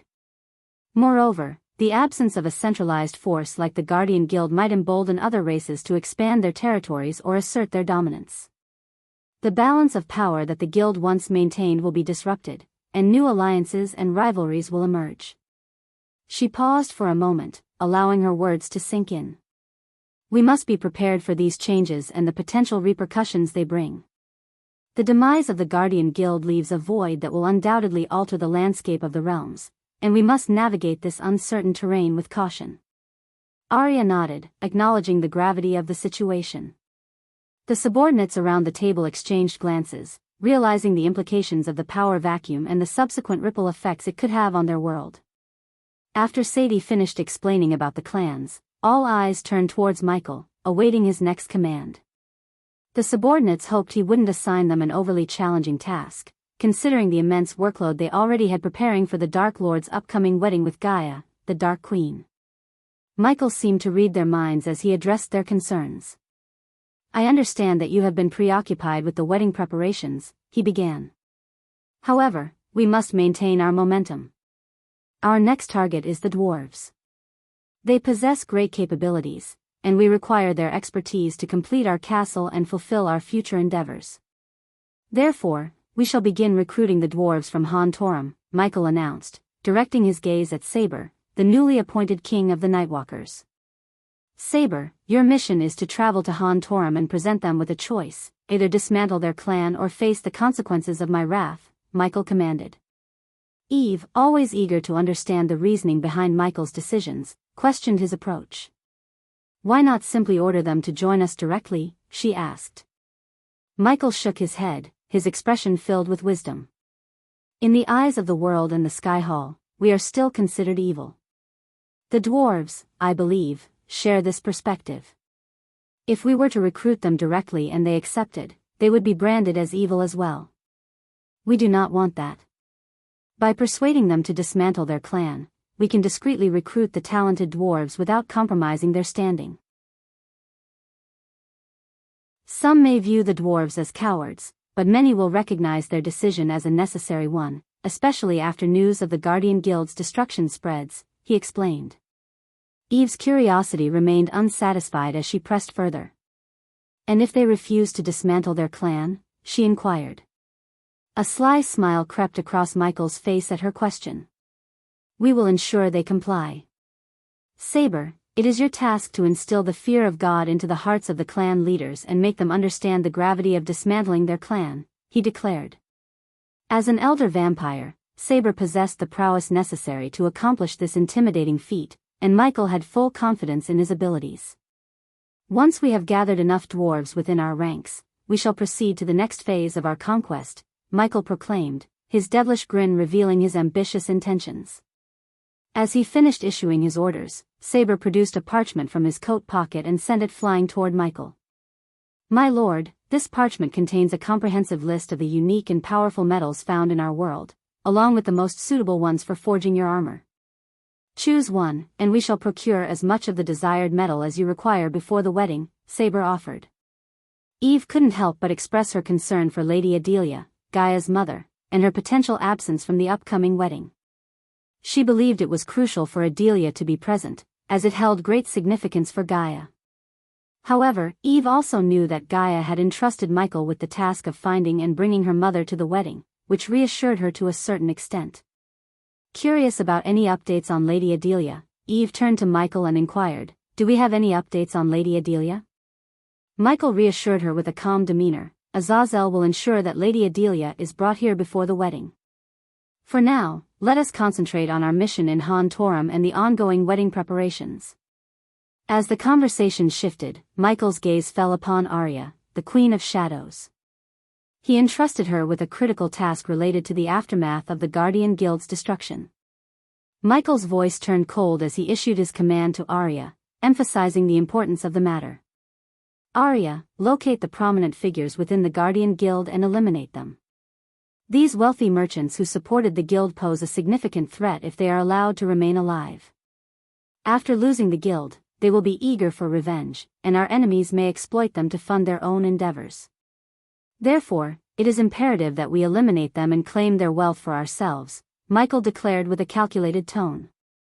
Michael's mind, a wellspring of cunning and ruthlessness, churned with a plethora of plans and contingencies, each crafted meticulously to outwit the forces plotting against him in the shadows. His genius, fueled by a thirst for dominance, allowed him to anticipate their moves and stay several steps ahead. With calculated precision, he orchestrated a symphony of strategies, always considering the multiple outcomes and adapting his approach accordingly. Michael's brilliance lay not only in his ability to devise intricate schemes but also in his unwavering determination to see them through, no matter the cost. His mind, an arsenal of relentless calculation, ensured that he would leave no stone unturned, no avenue unexplored, as he methodically dismantled his enemies and solidified his own position of power. The subordinates watched attentively, aware that their Dark Lord's ambitions were rapidly escalating and that the course of their world was being shaped by his calculated moves.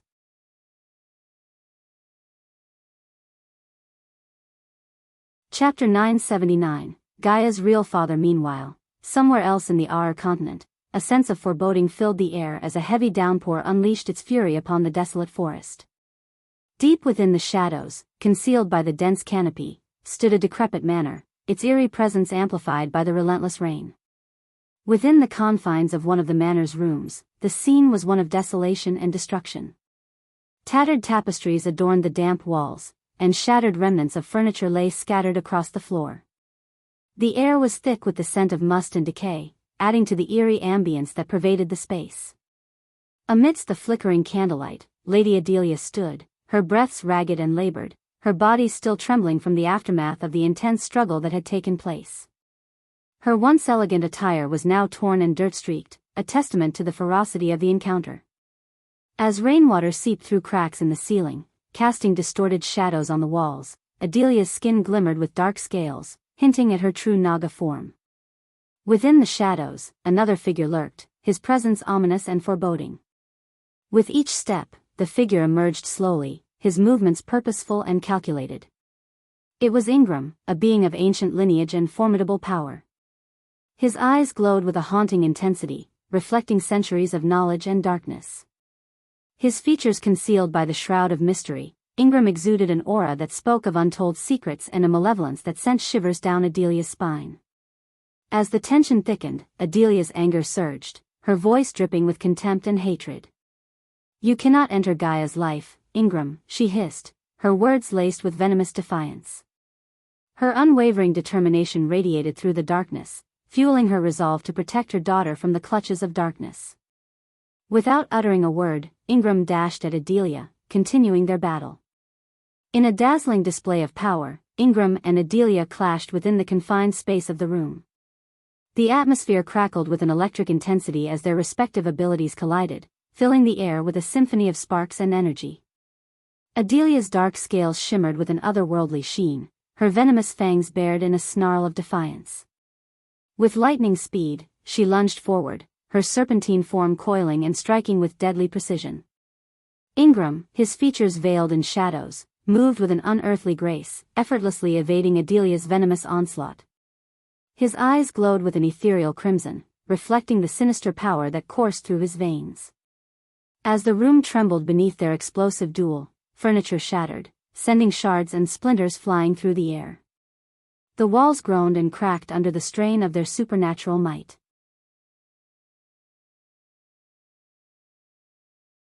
But the outcome of their fierce clash remained uncertain, as neither Adelia nor Ingram showed signs of relenting. They were locked in a deadly dance, each determined to prove their dominance. Their fight was far from over, and the room continued to bear witness to their explosive confrontation. As the battle escalated, the room became a scene of utter devastation. Furniture lay in ruins, scattered across the floor like broken memories. The walls bore deep gouges and cracks, evidence of the raw power unleashed by Adelia and Ingram. The air crackled with an electric tension, the very atmosphere seeming to vibrate with their animosity. In a final clash, their combined force shattered the window, sending shards of glass cascading into the night. Like avatars of chaos, they burst through the broken opening, their battle now taking them into the darkened expanse outside the manor. Rain poured down in torrents, drenching them in its icy embrace. Ingram's fangs elongated, his vampiric nature manifesting in all its primal glory. He landed gracefully on the rain-soaked ground, his eyes gleaming with a sinister light. Adelia, her scaled form coiled and ready, faced him with unyielding determination. A smirk tugged at the corners of Ingram's lips, his voice dripping with venom as he retorted to Adelia's earlier taunts. "Ah, Adelia, it seems your years in hiding have dulled your once sharp senses," he mocked, his words laced with condescension. "Dependent on the Dark Lord to fight your battles, are we?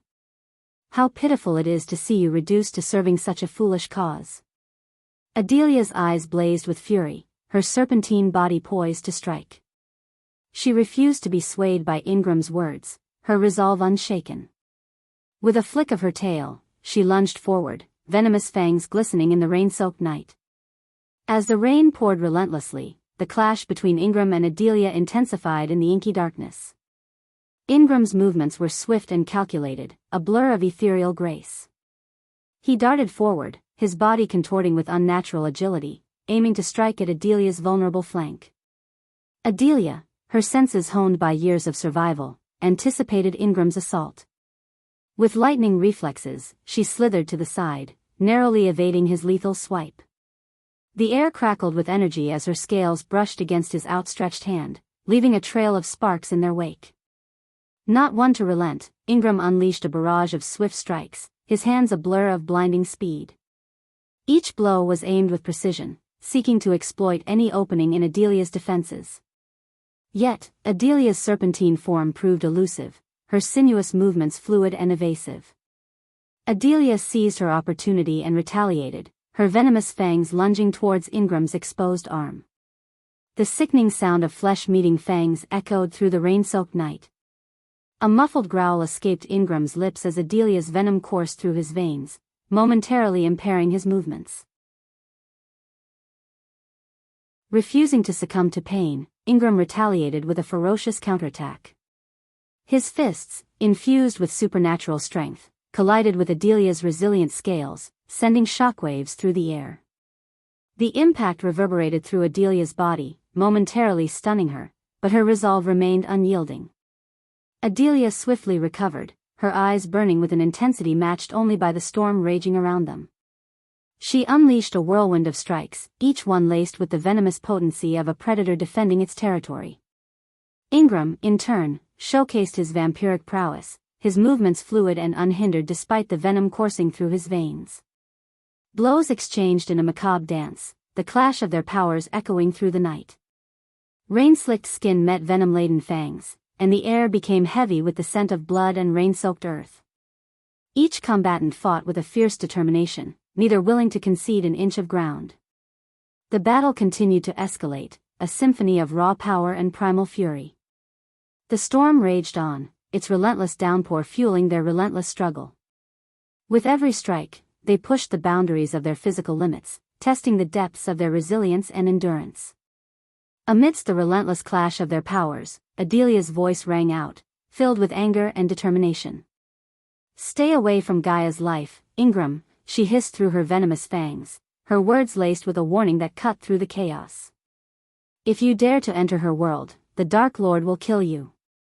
Ingram, his eyes gleaming with defiance, parried Adelia's attack, his voice cutting through the rain-soaked air. "The Dark Lord's power is nothing compared to the one I serve," he retorted with a hint of superiority. "I have every right to be a part of Gaia's life.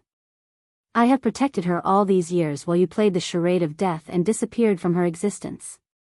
Adelia's scaled form coiled with renewed aggression as she launched a furious assault, her voice dripping with fury. "Protected her? You know nothing of protection," she spat, venomous mist trailing behind her words. "You abandoned us. How dare you claim any right to her life?" Ingram sidestepped her attack with an agility born of centuries of existence, his voice resolute. "I may have been absent, but my purpose remains steadfast. I watched over Gaia from the shadows, shielding her from threats you couldn't even fathom. I ensured her safety when you chose to disappear." Adelia's eyes narrowed, a mix of anger and resentment flashing in her gaze. "You speak lies, Ingram." "I was protecting her in my own way," she shot back, her venom-infused strikes becoming more relentless. "Your absence was a betrayal, and you have no right to claim a place in her life." Ingram deflected her onslaught with calculated precision, his voice echoing with a chilling conviction. "Betrayal? No, Adelia. It was a sacrifice. I did what was necessary to keep her safe." The relentless clash between Adelia and Ingram had taken its toll on both combatants. Breathing heavily, their bodies strained and battered, they stood locked in a momentary stalemate. Adelia's scaled form began to shimmer and morph, her figure slowly reverting to her human state. Her breaths came in ragged gasps as she locked eyes with Ingram, a mixture of exhaustion and fury etched across her face. In a surge of renewed determination, Adelia launched herself at Ingram, her fist charged with raw power. Ingram, his own weariness hidden beneath a veil of unwavering resolve, met her attack head-on. Their fists collided with an explosive force, the impact reverberating through the surrounding forest. The sheer strength behind their blows sent them hurtling through the air, their bodies propelled in opposite directions. With a resounding crash, Adelia collided with a massive tree trunk, the wood groaning under the strain. Pain shot through her body, but it only fueled her anger, pushing her to rise once more. Ingram, too, crashed into a nearby tree, the impact causing splinters to rain down around him. Despite the ache that resonated within him, he pushed through the pain, ready to continue the battle. As Adelia coughed up blood, her voice strained but filled with conviction, she uttered her words through gritted teeth. "Gaia has found someone who can protect her, love her, and cherish her like no one else can," she declared, her voice laced with a mix of pain and determination. Ingram, his own injuries evident as blood trickled from his lips, met her gaze with unyielding resolve. "No matter who Gaia finds, they cannot fill the roles of parents," he retorted, his words punctuated by a ragged breath. "Our absence has left an irreparable void."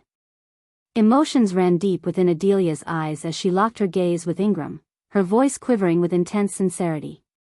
"You had a chance, Ingram. A chance to be Gaia's father, a loving husband. But you chose your lord over family," she uttered, her voice heavy with a mix of anger and sorrow. The rain continued to pour, the steady rhythm punctuating the weight of their words and the depth of their choices. As they stood there, bruised and battered, the cliffhanger of their unresolved conflict hung in the air, leaving their fates intertwined in a web of regret, longing, and the irreparable consequences of their past decisions.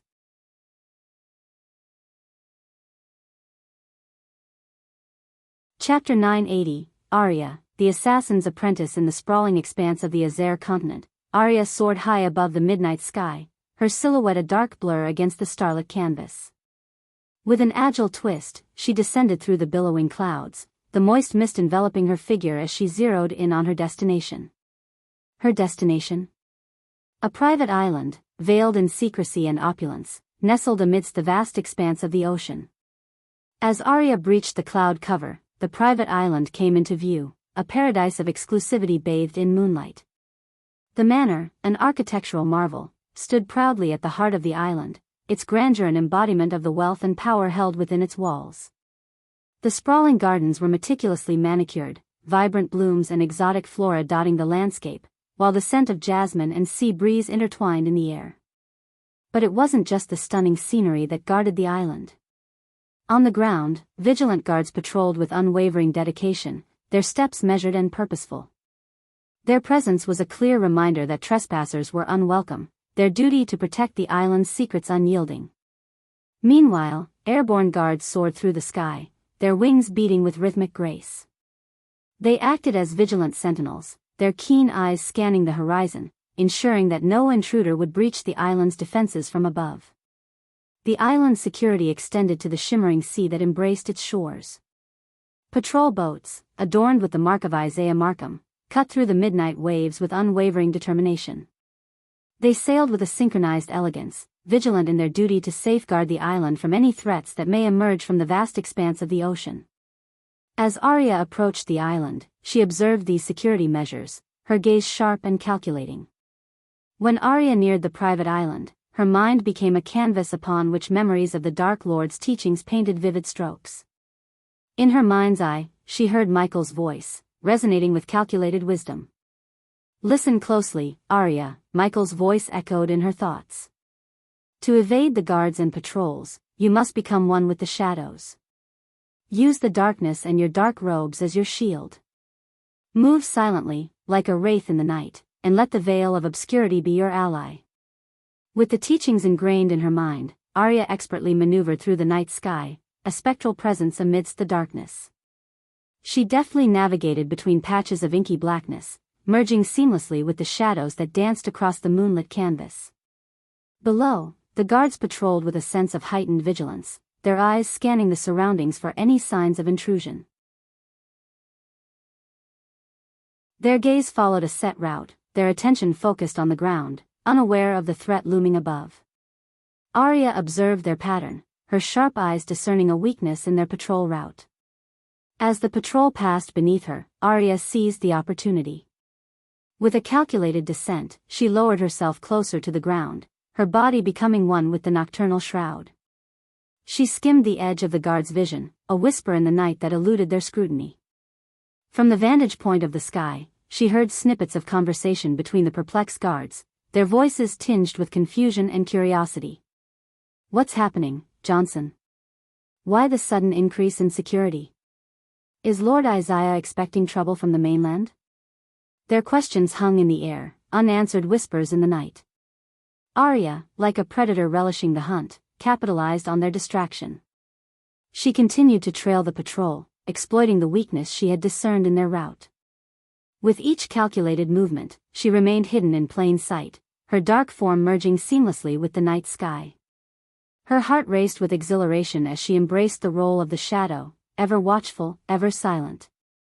As Arya carefully observed the patrol from above, her sharp eyes caught a fleeting moment, an opening in the sky patrol's formation. Without hesitation, she seized the opportunity.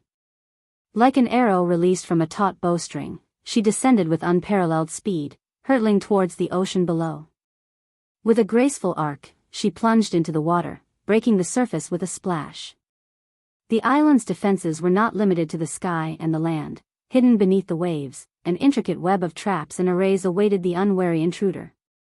Arya knew she had to proceed with caution. In her mind, she recalled another lesson imparted by Michael, emphasizing the importance of meticulous preparation before embarking on an assassination mission. "Know the target location like the back of your hand," he had said. "Study the blueprints, understand the layout, and anticipate any potential traps or obstacles." Arya's training had honed her instincts, and she swam deeper into the ocean, relying on her knowledge of the island's infrastructure. Soon, she found what she sought, a sewage pipe, discreetly hidden beneath a bed of undulating corals. It would serve as her conduit into the heart of the island. As she swam further, the sound of a patrol boat reverberated above her. Patrol boats cruised the water's surface, casting a sweeping spotlight that danced across the waves, searching for any signs of intrusion. Arya, undeterred, utilized the natural camouflage provided by the underwater corals and plants. Their vibrant hues and intricate formations shielded her from the prying gaze of the boat patrol, allowing her to remain hidden in plain sight. With each passing moment, Aria's resolve deepened. She knew the risks involved, the dangers that lay in wait. But she had been trained to be meticulous, to adapt and overcome. The island, with its treacherous defenses and heightened security, was a formidable adversary. Yet, she remained unyielding, driven by her mission and her unwavering determination to succeed.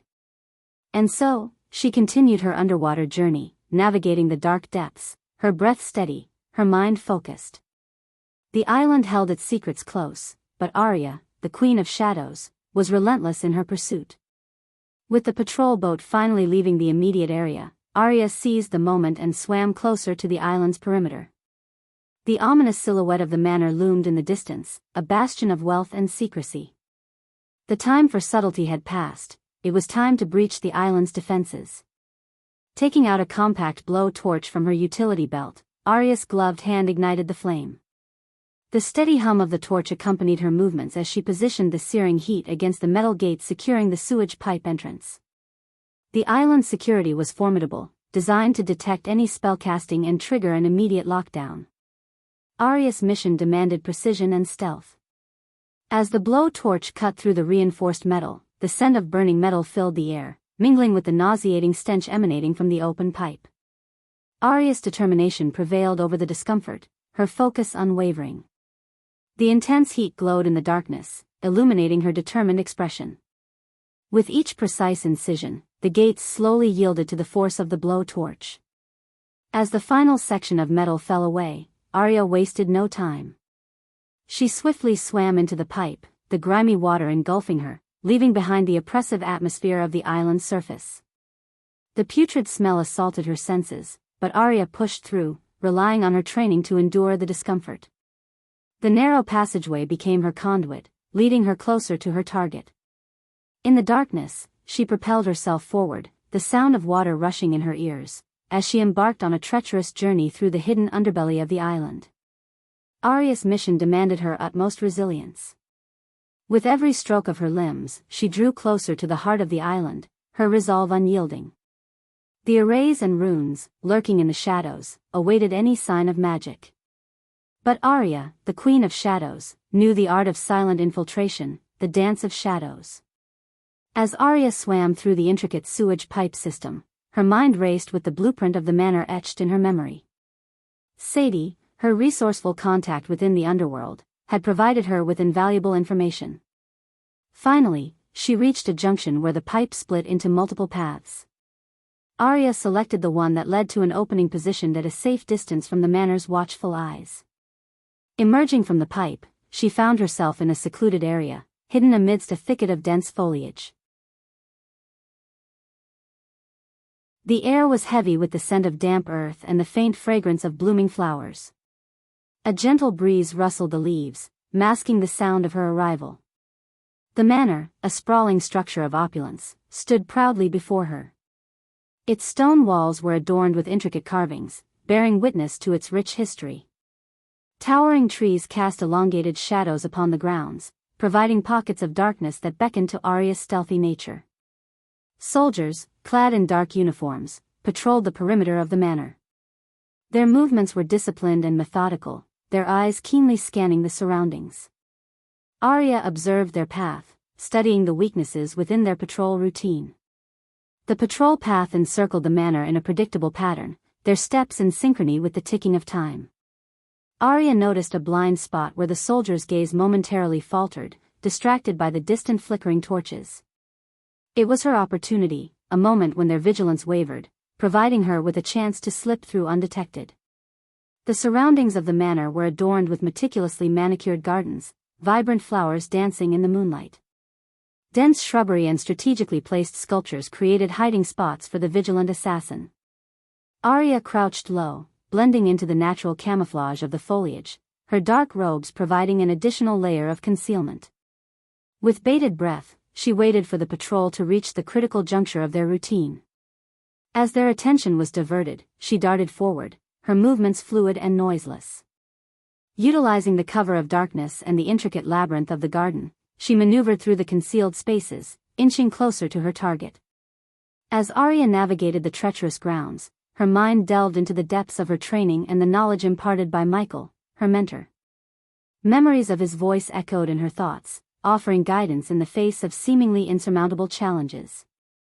"No security system in the world is impenetrable," Michael had once said, his voice resonating with quiet authority. "With enough time and study, one can find the weakness, the chink in the armor. Stay vigilant, Arya, and adapt to overcome any obstacle."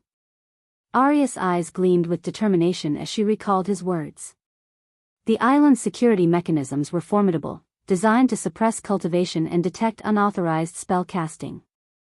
The fusion stage soldiers patrolling the grounds and the intricate arrays posed a formidable barrier. But Arya was not one to be deterred. She glanced at her wrist, where her trusted companion, the Olympus, rested. The black wrist clock-like device housed a pure arch-energy crystal that, when activated, boosted her cultivation to the fusion stage. It was a rare and precious artifact, a secret weapon against the island's suppressive measures. As she continued her ascent, she noticed additional security measures in place. Motion detectors, hidden pressure plates, and intricate arrays further fortified the manor's defenses. But Arya was no stranger to deception and outwitting her adversaries. She remembered studying the blueprints of the manor, learning about a specific weakness in the security system. By skillfully bypassing the motion detectors using her agile movements and exploiting blind spots created by the arrays, she found a path that led her closer to her goal. Scaling the walls with feline grace, Arya reached a balcony overlooking Isaiah's concubine's room. The moonlight bathed her in an ethereal glow as she surveyed her surroundings, her eyes settling on the shimmering teleportation portal, a feature present in every room, including this one. It served as Isaiah's ultimate escape route should the need arise. With calculated precision, Arya leaped from the balcony, her body cutting through the air with fluidity. As she landed soundlessly in the room, her eyes darted around, taking in every detail. The opulent furnishings and delicate decor betrayed the lavish lifestyle of Isaiah's chosen companion. Swiftly, Arya concealed herself beneath the closet, her dark robes blending with the shadows. She had meticulously studied the schedule of the maids, learning their routines and timing. It was part of her thorough preparation, understanding that disguise and adopting another identity were essential elements in getting close to her target. A voice echoed in her memory, Michael's words ringing true in her mind. "To truly understand your target, Arya, you must become someone else, someone they least expect." Disguises are powerful tools in the arsenal of an assassin. As she waited in the hidden recesses of the room, Arya's senses remained sharp, attuned to the subtlest of sounds. She anticipated the arrival of a maid, knowing that her disguise would grant her access to areas that would otherwise be off-limits. Arya was patient, her focus unyielding, ready to seize the opportune moment and move one step closer to her ultimate objective.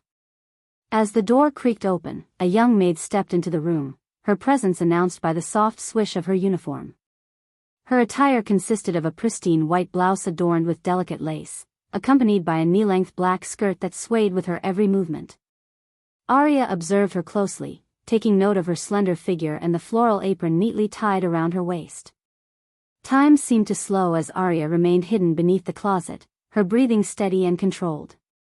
She waited for the perfect moment, allowing the maid to approach the closet with unsuspecting steps. As the maid drew near, her curiosity piqued by a sense of disarray within the closet, Arya struck. With lightning speed and precision, Arya's hand shot out, covering the maid's mouth to stifle any potential outcry. The maid's eyes widened in shock and fear, but before she could react, Arya applied pressure, rendering her unconscious. Carefully, Arya eased the limp form to the ground, ensuring a silent fall. Arya swiftly shed her dark robes and discarded her assassin's attire. She then meticulously donned the maid's uniform, buttoning it up with practiced ease. The fit was snug but comfortable, the familiar fabric embracing her form as if she belonged.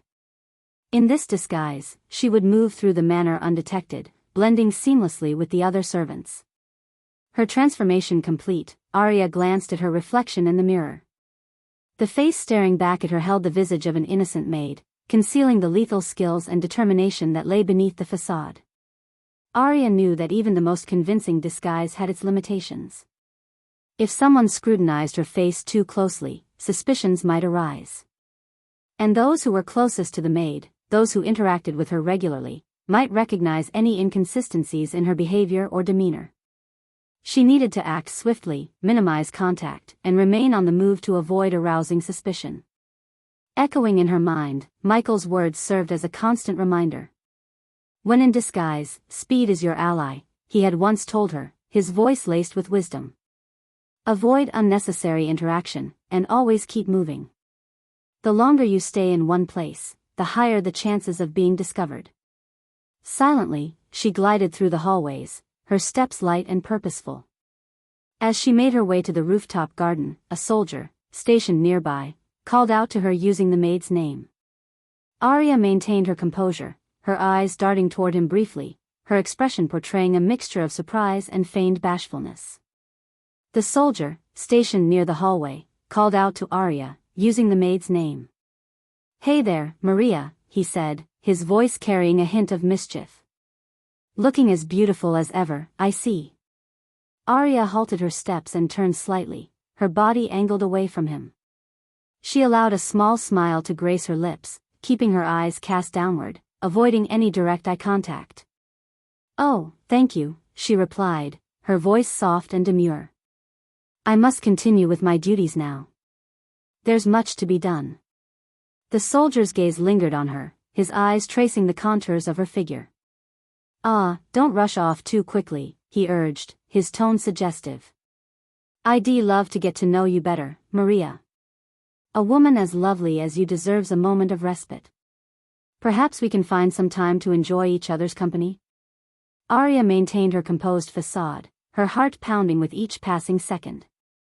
She carefully avoided turning her face towards him, ensuring he wouldn't catch a glimpse of her true identity.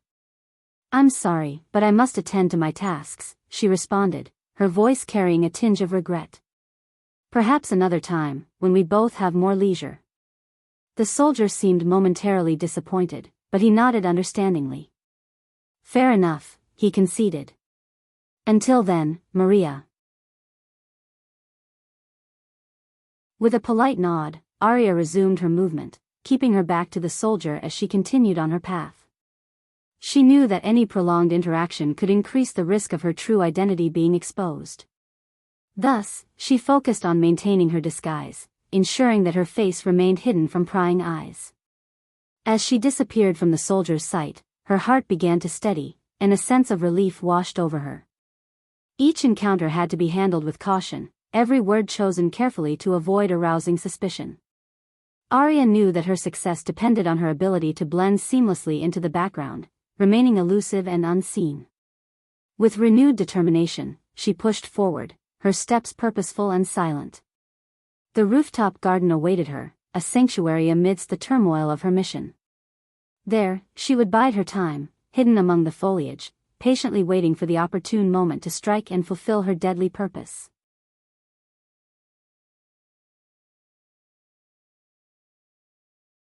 Chapter 981, Hail the Shadow Clan. The rooftop garden, bathed in the soft glow of the moonlight, was a tranquil oasis nestled high above the island. Lush foliage adorned the surroundings, with vibrant flowers blooming in an array of colors. The fragrance of jasmine and roses perfumed the air, adding an ethereal touch to the scene.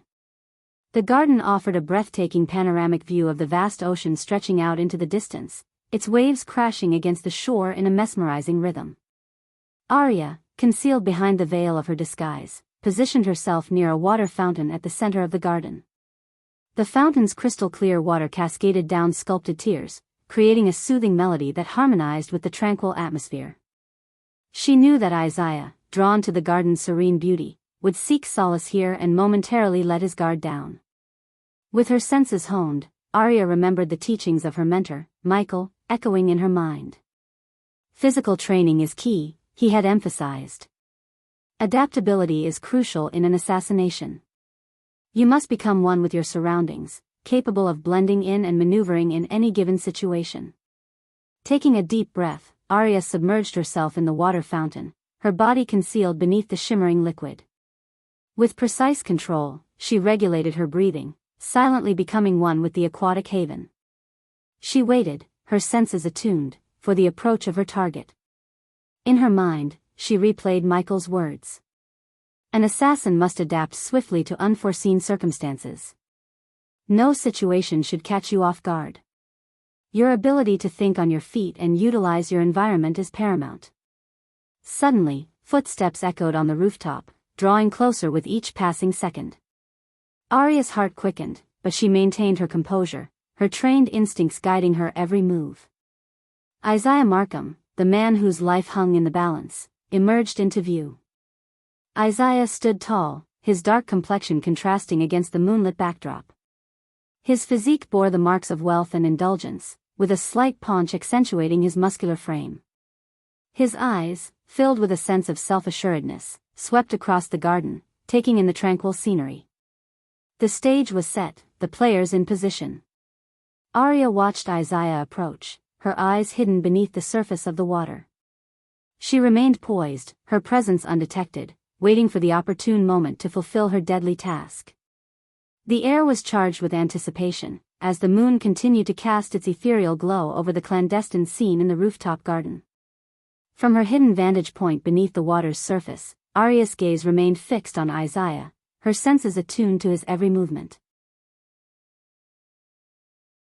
However, to her surprise, another figure emerged into the rooftop garden, disrupting the tranquility she had meticulously planned for. It wasn't one of Isaiah's wives, as she had anticipated, but a formidable orc. The orc stood tall, his red skin a stark contrast against the moonlit backdrop.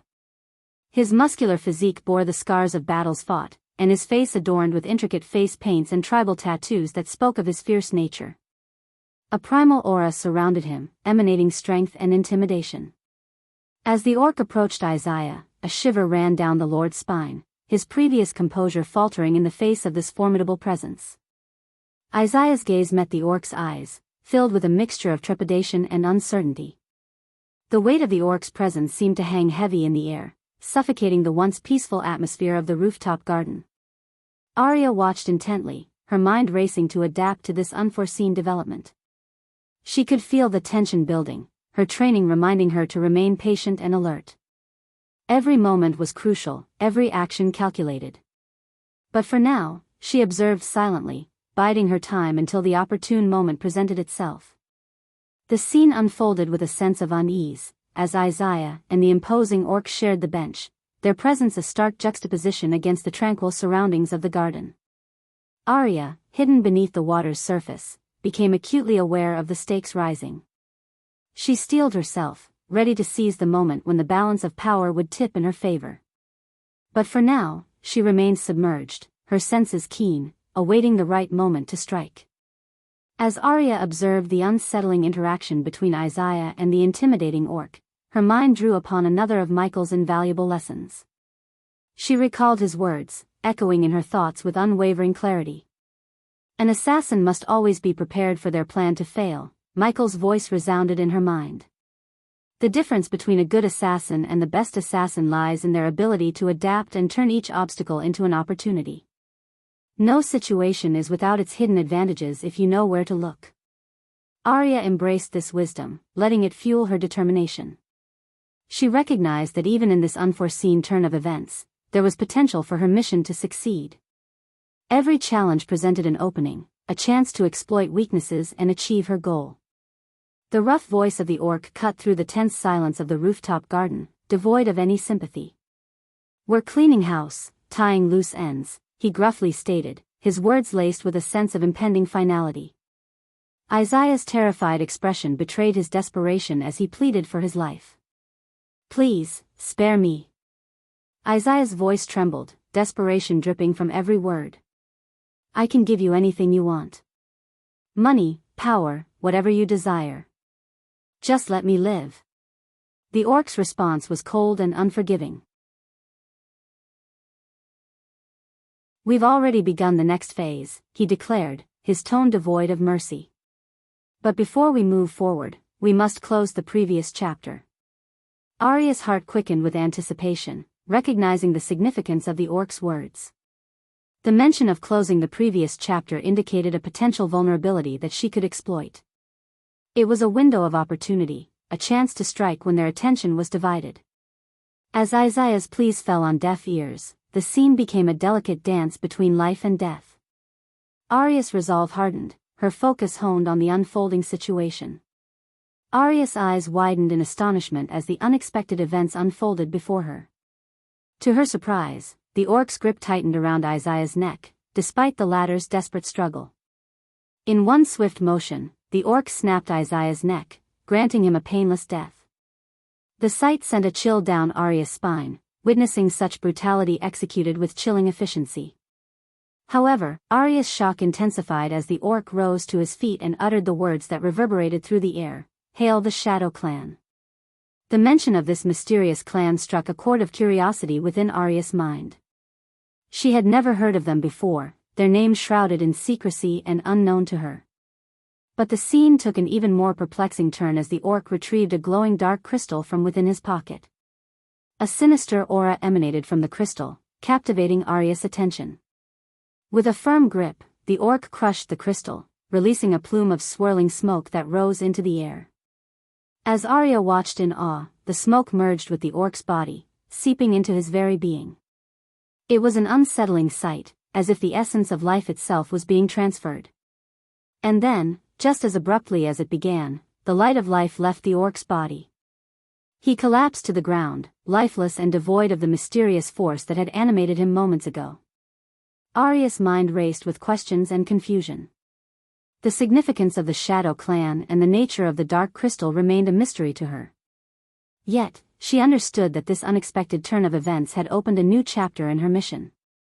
She would need to uncover the truth behind the Shadow Clan, their motives, and their connection to Isaiah. With a renewed sense of purpose, Aria made a silent vow to unravel this enigma, even if it meant delving into the darkest depths of intrigue and danger. The mission had taken an unforeseen turn, but her determination burned brighter than ever. Aria's heart pounded in her chest as she emerged from the water and rushed towards the bodies, desperate to gather any clues that could shed light on the mysterious events that had just unfolded. Her mind raced, piecing together the fragments of the puzzle. However, as she approached the lifeless body of the orc, a sudden and unexpected occurrence disrupted her investigation. A brilliant, eerie purple flame ignited around the orc's corpse, engulfing it in its otherworldly glow. A sense of foreboding washed over Aria as she watched in awe and confusion. Before her very eyes, the flames consumed the orc's remains until there was nothing left but fading embers. It was as if whatever secrets the orc held had been eradicated, leaving behind only lingering questions. Yet, Aria had little time to dwell on this peculiar turn of events. The tranquility of the rooftop garden was shattered by the piercing toll of alarm bells that resonated throughout the island. The island's security mechanism had detected the absence of Isaiah's life force and swiftly activated the alarm, alerting the guards. Clad in their formidable armor, the soldiers rushed into the garden with weapons drawn and fear etched on their faces. Their voices echoed with shock and disbelief as they beheld their lifeless lord, their shouts intertwining with each other in a chaotic chorus. Amidst the commotion, their attention turned to Aria, disguised as a maid. "Stop! What have you done?" one of the guards bellowed, his voice filled with accusation and anger. Aria's muscles tensed, ready to defend herself against the impending onslaught. But just as she was about to engage in battle, a familiar voice echoed in her mind. It was the Dark Lord's voice, resonating with authority and wisdom. "Don't fight them, Aria," the voice whispered. "Use your teleportation scroll to escape. Live to fulfill your mission." Aria's eyes widened in surprise as the Dark Lord's words echoed in her thoughts. She knew she had to heed his guidance. With a swift and calculated movement, she reached into her hidden pouch and retrieved the teleportation scroll. She activated the scroll, and in a flash of mystical energy, she vanished from the garden, leaving the bewildered guards behind. As she reappeared in a hidden location, Aria's mind raced with a mixture of relief and determination. The encounter with the orc, the discovery of Isaiah's lifeless body, and the Dark Lord's message all converged into a singular purpose: to uncover the truth, fulfill her mission, and ultimately, bring justice to those responsible.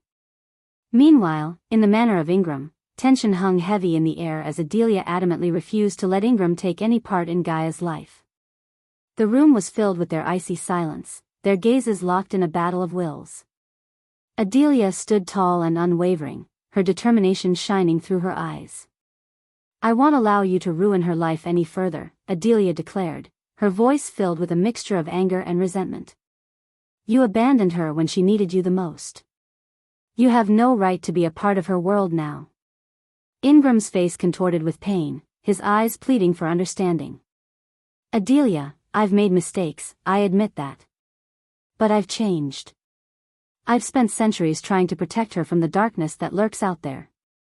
Adelia scoffed, her voice laced with bitterness. "Protect her? You, an elder vampire working for Dagon, the ruler of hell? You abandoned her when she was just a baby. Don't you dare claim to be her protector now." Ingram's voice grew desperate, his words aching with remorse. "I did what I had to do to keep her safe. You have no idea the sacrifices I've made, the battles I've fought. One day, Adelia, I will make you see. I will make up for everything." Before Adelia could retort, a sudden shift in the atmosphere caught her attention. A powerful force was approaching, one that sent shivers down her spine. She recognized it immediately and knew what it meant. Azazel, the Dark Lord's demon butler, was drawing near. Adelia's heart raced with both fear and relief. She wanted Azazel to arrive, not the Dark Lord himself. She knew Azazel had his own agenda, and she hoped he could be persuaded to capture Ingram without revealing his true allegiance to the Dark Lord. She couldn't risk the Dark Lord discovering Ingram's identity as an elder vampire and the knowledge that he had abandoned Gaia. With an icy calmness, Adelia turned to Ingram, her eyes never wavering. "You will do nothing, Ingram," she stated coldly. "I am about to capture you and send you somewhere you won't be able to intervene in Gaia's life any longer. This is the consequence of your actions." Ingram's face twisted with a mix of shock and anger, but Adelia paid him no heed. She had no love left for him, only anger and a desire to protect their daughter from his tainted influence. Her plan was set, and she awaited Azazel's arrival, knowing that he would ensure Ingram's capture.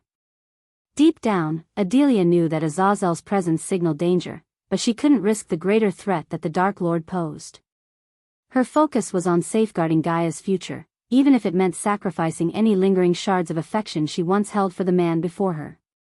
Adelia's mind raced with conflicting emotions as she anxiously awaited Azazel's arrival. Her loyalty to the Dark Lord remained steadfast, and she knew that Gaia was a cherished being in his eyes. Adelia couldn't bear the thought of jeopardizing her daughter's position in the Dark Lord's realm, but she also didn't wish for Ingram's life to be extinguished by the Dark Lord's wrath.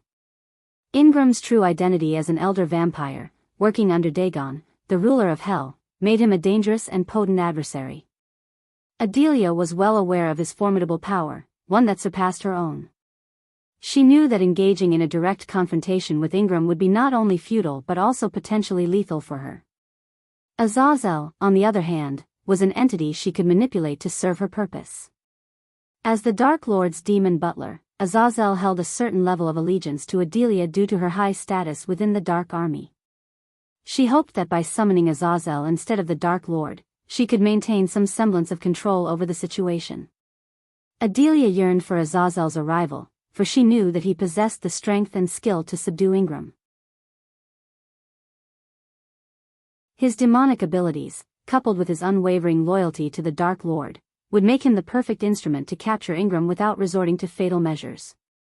After dealing with Ingram, Adelia made the firm decision to unveil the hidden truths she had concealed from Gaia and the Dark Lord. Her loyalty to the Dark Lord compelled her to relinquish any lingering secrets, as she no longer wished to keep anything from him. Adelia was determined to come clean and lay bare the entirety of her knowledge, sparing no details, for she believed in unwavering transparency and honesty within their relationship.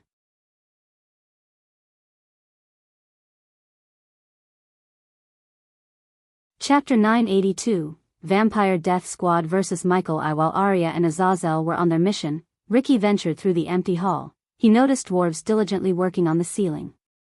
Parchments and cloth covered various areas of the hall, indicating ongoing renovations. Unexpectedly, in the center of the hall, he came across the members of the Vampire Death Squad, taking a break and engaged in a lively conversation. Ricky couldn't help but feel surprised to see all the elite killers gathered in one place. Normally, they trained individually in different locations on the floating mountain. However, fate had brought them together in this moment. "Look who's here," chuckled Grey Wolf, the dwarf, teasing Ricky playfully. Ricky waved his hand in acknowledgement, a smile on his face. "When are you going to convince the Dark Lord to build us a tavern, Ricky?" growled Bear, his deep voice resonating through the hall. Ricky contemplated for a moment, considering the suggestion. "A tavern, huh? It may not be at the top of my priority list, but perhaps I can find a way to squeeze it in," Ricky replied with a hint of amusement. Just a couple of years ago, if he had encountered these formidable assassins, he would have been trembling with fear. But after serving the Dark Lord for nearly 3 years, Ricky had grown accustomed to facing formidable beings. After all, the Dark Queen would give him a stern reprimand if she ever found out he was scared of someone. Suddenly, Spider called out to Ricky, interrupting his thoughts. He turned his attention towards the alluring blonde vampire. "Hey Ricky," she beckoned, her voice carrying a mixture of intrigue and curiosity. "We're having a friendly bet. Care to join in?" Spider asked, her voice filled with mischief and intrigue. Ricky, intrigued by the proposition, walked towards Spider and the rest of the Vampire Death Squad. The members of the squad couldn't help but grin at Spider's invitation. Meanwhile, the dwarves working on the construction project seemed terrified, fully aware of what the bet entailed. Curiosity piqued, Ricky asked, "What's the bet about?" He couldn't help but notice the seductive smile on Spider's face, and he knew from experience that trouble often followed when an alluring beauty like her was involved. After his recent breakup with Olivia, Ricky had decided to steer clear of such entanglements. "We're betting on who among us would have a better chance of defeating the Dark Lord if he had no cultivation power," Spider revealed, her words hanging in the air. Ricky's eyes widened in shock at the audacity of the wager. However, he quickly frowned, considering the nature of the bet. In the Dark Army, conversations like these were commonplace. Even the weakest soldier in the Dark Army harbored the imagination of challenging the higher-ranking members.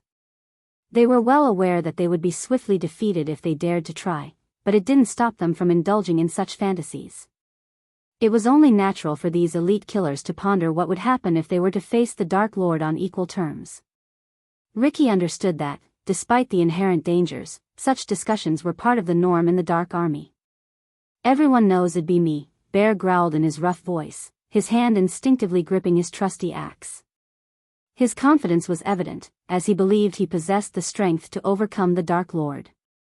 Snake, the expert in poisoning techniques, shook his head and remained aloof from the conversation. He knew his skills lay in stealth and cunning rather than direct confrontation. Besides, being a fox, he was well aware of the vast power gap that separated him from the Dark Lord. Ricky, eager to avoid the discussion altogether, attempted to walk away. However, Spider grabbed hold of his sleeve, preventing his escape. With a seductive tone, she implored him, "Come on, Ricky. Don't be a coward. You can share your thoughts with us. I promise, I won't bite."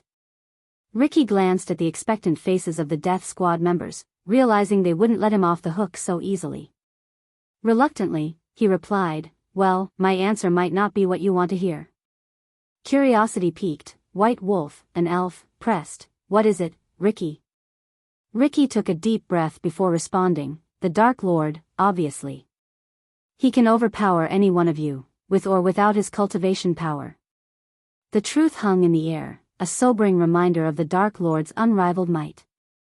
The Death Squad members exchanged skeptical glances, clearly unconvinced by Ricky's statement. Bear scoffed and retorted, "You underestimate us, Ricky. Without his fancy magic, we have a real shot at taking down the Dark Lord in a head-on fight." White Wolf, the elf, nodded in agreement. "Indeed, Ricky. We've honed our skills and trained relentlessly. We're not to be taken lightly. Even the Dark Lord has his vulnerabilities. Spider, the alluring beauty with seductive charm, couldn't resist joining the conversation. She stepped forward, a confident smirk gracing her lips. I wouldn't be so quick to dismiss us, Ricky. My swordsmanship might even rival the Dark Lord's own. I've devoted years perfecting my technique, and I have the speed and agility to match his every move. The other members of the death squad nodded, their confidence mounting. Each had their own reasons to believe they could best the Dark Lord. Grey Wolf, the dwarf, chimed in, don't forget my mastery of close combat. I've taken on opponents twice my size and come out victorious. The Dark Lord won't intimidate me. Bear flexed his bulging muscles and grinned. And they'll bring the full force of my strength. With one swing of my axe, even the Dark Lord will feel its impact. Ricky raised an eyebrow, still skeptical but intrigued by their unwavering confidence. He realized that they truly believed in their abilities. Despite his doubts, Ricky respected their determination and ambition. Well, Ricky replied, his tone laced with caution, I suppose it's good to have such confidence. Just remember, the Dark Lord is not to be underestimated. His experience, skills, and sheer power make him a formidable opponent. But if you're willing to put it to the test, who am I to stand in your way? The Death Squad members shared triumphant smiles, eagerly anticipating the prospect of proving themselves against the Dark Lord. Their conversation took an exciting turn as they began discussing strategies, training regimens, and hypothetical scenarios where they could face the Dark Lord head-on. Meanwhile, Ricky couldn't help but wonder if their boldness was fueled by genuine belief or perhaps a touch of overconfidence. Only time would tell if their aspirations would lead to triumph or humbling defeat. Why don't we have a friendly duel then? A calm voice echoed through the hall, catching the attention of the Death Squad members. They turned their gazes towards the door, their eyes widening in surprise as they saw the Dark Lord himself entering with an amused smile playing on his lips. Contrary to Ricky's expectations, the Death Squad members appeared pumped and excited instead of being consumed by fear. Their lack of trepidation, even in the presence of the Dark Lord, surprised Ricky. He understood that these individuals were the most skilled and experienced killers, unfazed by mere intimidation. It took more than that to rattle their composed demeanor. Ricky swiftly bowed as the Dark Lord approached, patting him on the back in a reassuring manner. Michael's gaze shifted towards the Death Squad members, his expression a mix of amusement and curiosity. I must say, I admire your confidence, the Dark Lord spoke, his voice resonating with power. And I am obliged to satisfy your thirst for curiosity, am I not? The Death Squad members exchanged glances, their excitement palpable. It was a rare opportunity to showcase their skills before the very being they had sworn loyalty to. Spider stepped forward, a glint of determination in her eyes. We would be honored, my lord, she replied, her voice steady and resolute. To have a chance to test our mettle against you would be the greatest challenge we could ask for. The Dark Lord's smile widened, his gaze shifting from one member to another. He seemed genuinely intrigued by their proposition. This unexpected turn of events had brought an air of exhilaration to the hall, as the prospect of witnessing the clash between the Dark Lord and his elite killers loomed before them. Ricky watched in awe as the stage was set for an extraordinary confrontation. He couldn't help but wonder how this encounter would unfold and what it would reveal about the true extent of the Death Squad's capabilities. Little did he know that this friendly duel would not only test their skills but also deepen their bond with their enigmatic leader, the Dark Lord himself. Go bring Ellider to me, Ricky, commanded Michael, his voice carrying a sense of authority.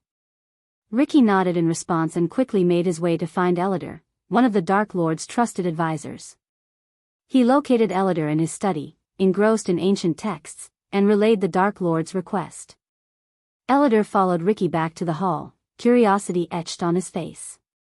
As they entered, he scanned the scene, taking in the animated conversations and the palpable energy that filled the air. Ellider approached Michael, his brows furrowed in puzzlement. What is going on here, my lord? Ellider inquired, his voice laced with intrigue. Michael's eyes sparkled with amusement as he explained, the Death Squad members had an interesting proposition. They wanted to have a friendly duel among themselves, betting on who has the chance to defeat me. Ellider's eyes widened in surprise, his gaze shifting towards the Death Squad members who were now preparing themselves for the impending challenge. It was not every day that the Dark Lord entertained such requests, but he understood the importance of fostering camaraderie and testing their mettle. "I see," Ellider nodded, his interest piqued. "And how do you plan to proceed, my lord?" A mischievous smile danced on Michael's lips as he revealed his plan. "I want you to create an array around the hall, one that will prevent spellcasting. This way, they can engage me on fair grounds without relying on magical abilities." Ellider nodded in understanding, acknowledging the fairness of the arrangement. It was crucial for the Death Squad members to have a genuine opportunity to demonstrate their martial prowess without the interference of external forces. "And what about your cultivation, my lord?" Ellider asked, his gaze searching Michael's eyes. Michael's expression turned serious as he replied, "I will suppress my cultivation to the soul refining stage, one stage below their current level, the fusion stage. This will provide them a fair chance to gauge their abilities against mine truly." Ellider nodded in approval, recognizing the significance of Michael's decision. It showcased not only his respect for the Death Squad members but also his desire to push them to their limits, fostering growth and instilling confidence. As the preparations continued and the array took shape, the hall buzzed with anticipation. The Death Squad members, now aware of the magnitude of this opportunity, stood tall, their expressions filled with determination. They were about to engage in a battle that would test their skills, bond them further as a team, and provide them invaluable insights into their own capabilities. As word spread throughout the floating mountain, the sound of hammers and chisels gradually faded away.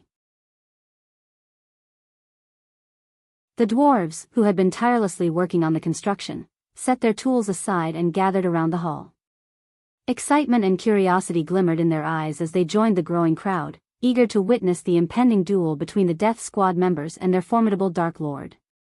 Within the hall, Michael stood at the center, a commanding presence that radiated power and confidence.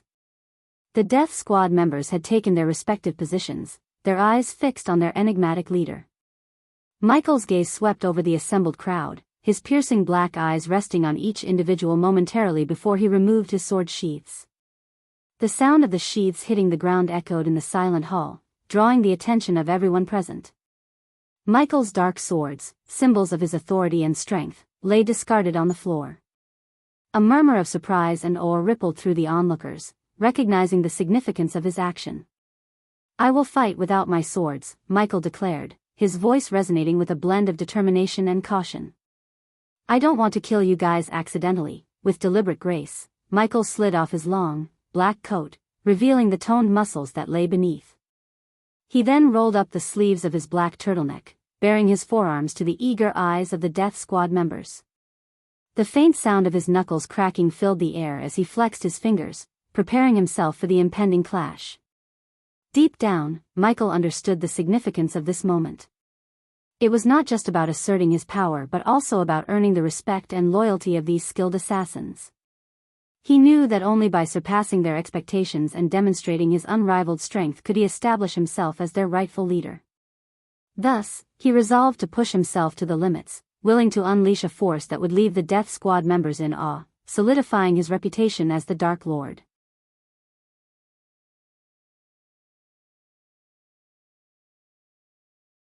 Chapter 983, Vampire Death Squad vs. Michael 2, Calm Before the Storm Chapter. "Shall we face you one by one, my lord or dash?" Spider inquired, her voice filled with anticipation.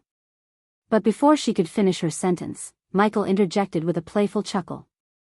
"That would be boring, and the fight would be over in a mere moment," he remarked, knowing that individually, none of them stood a chance against him. Spider's eyes gleamed with a deadly mix of excitement and venomous intent.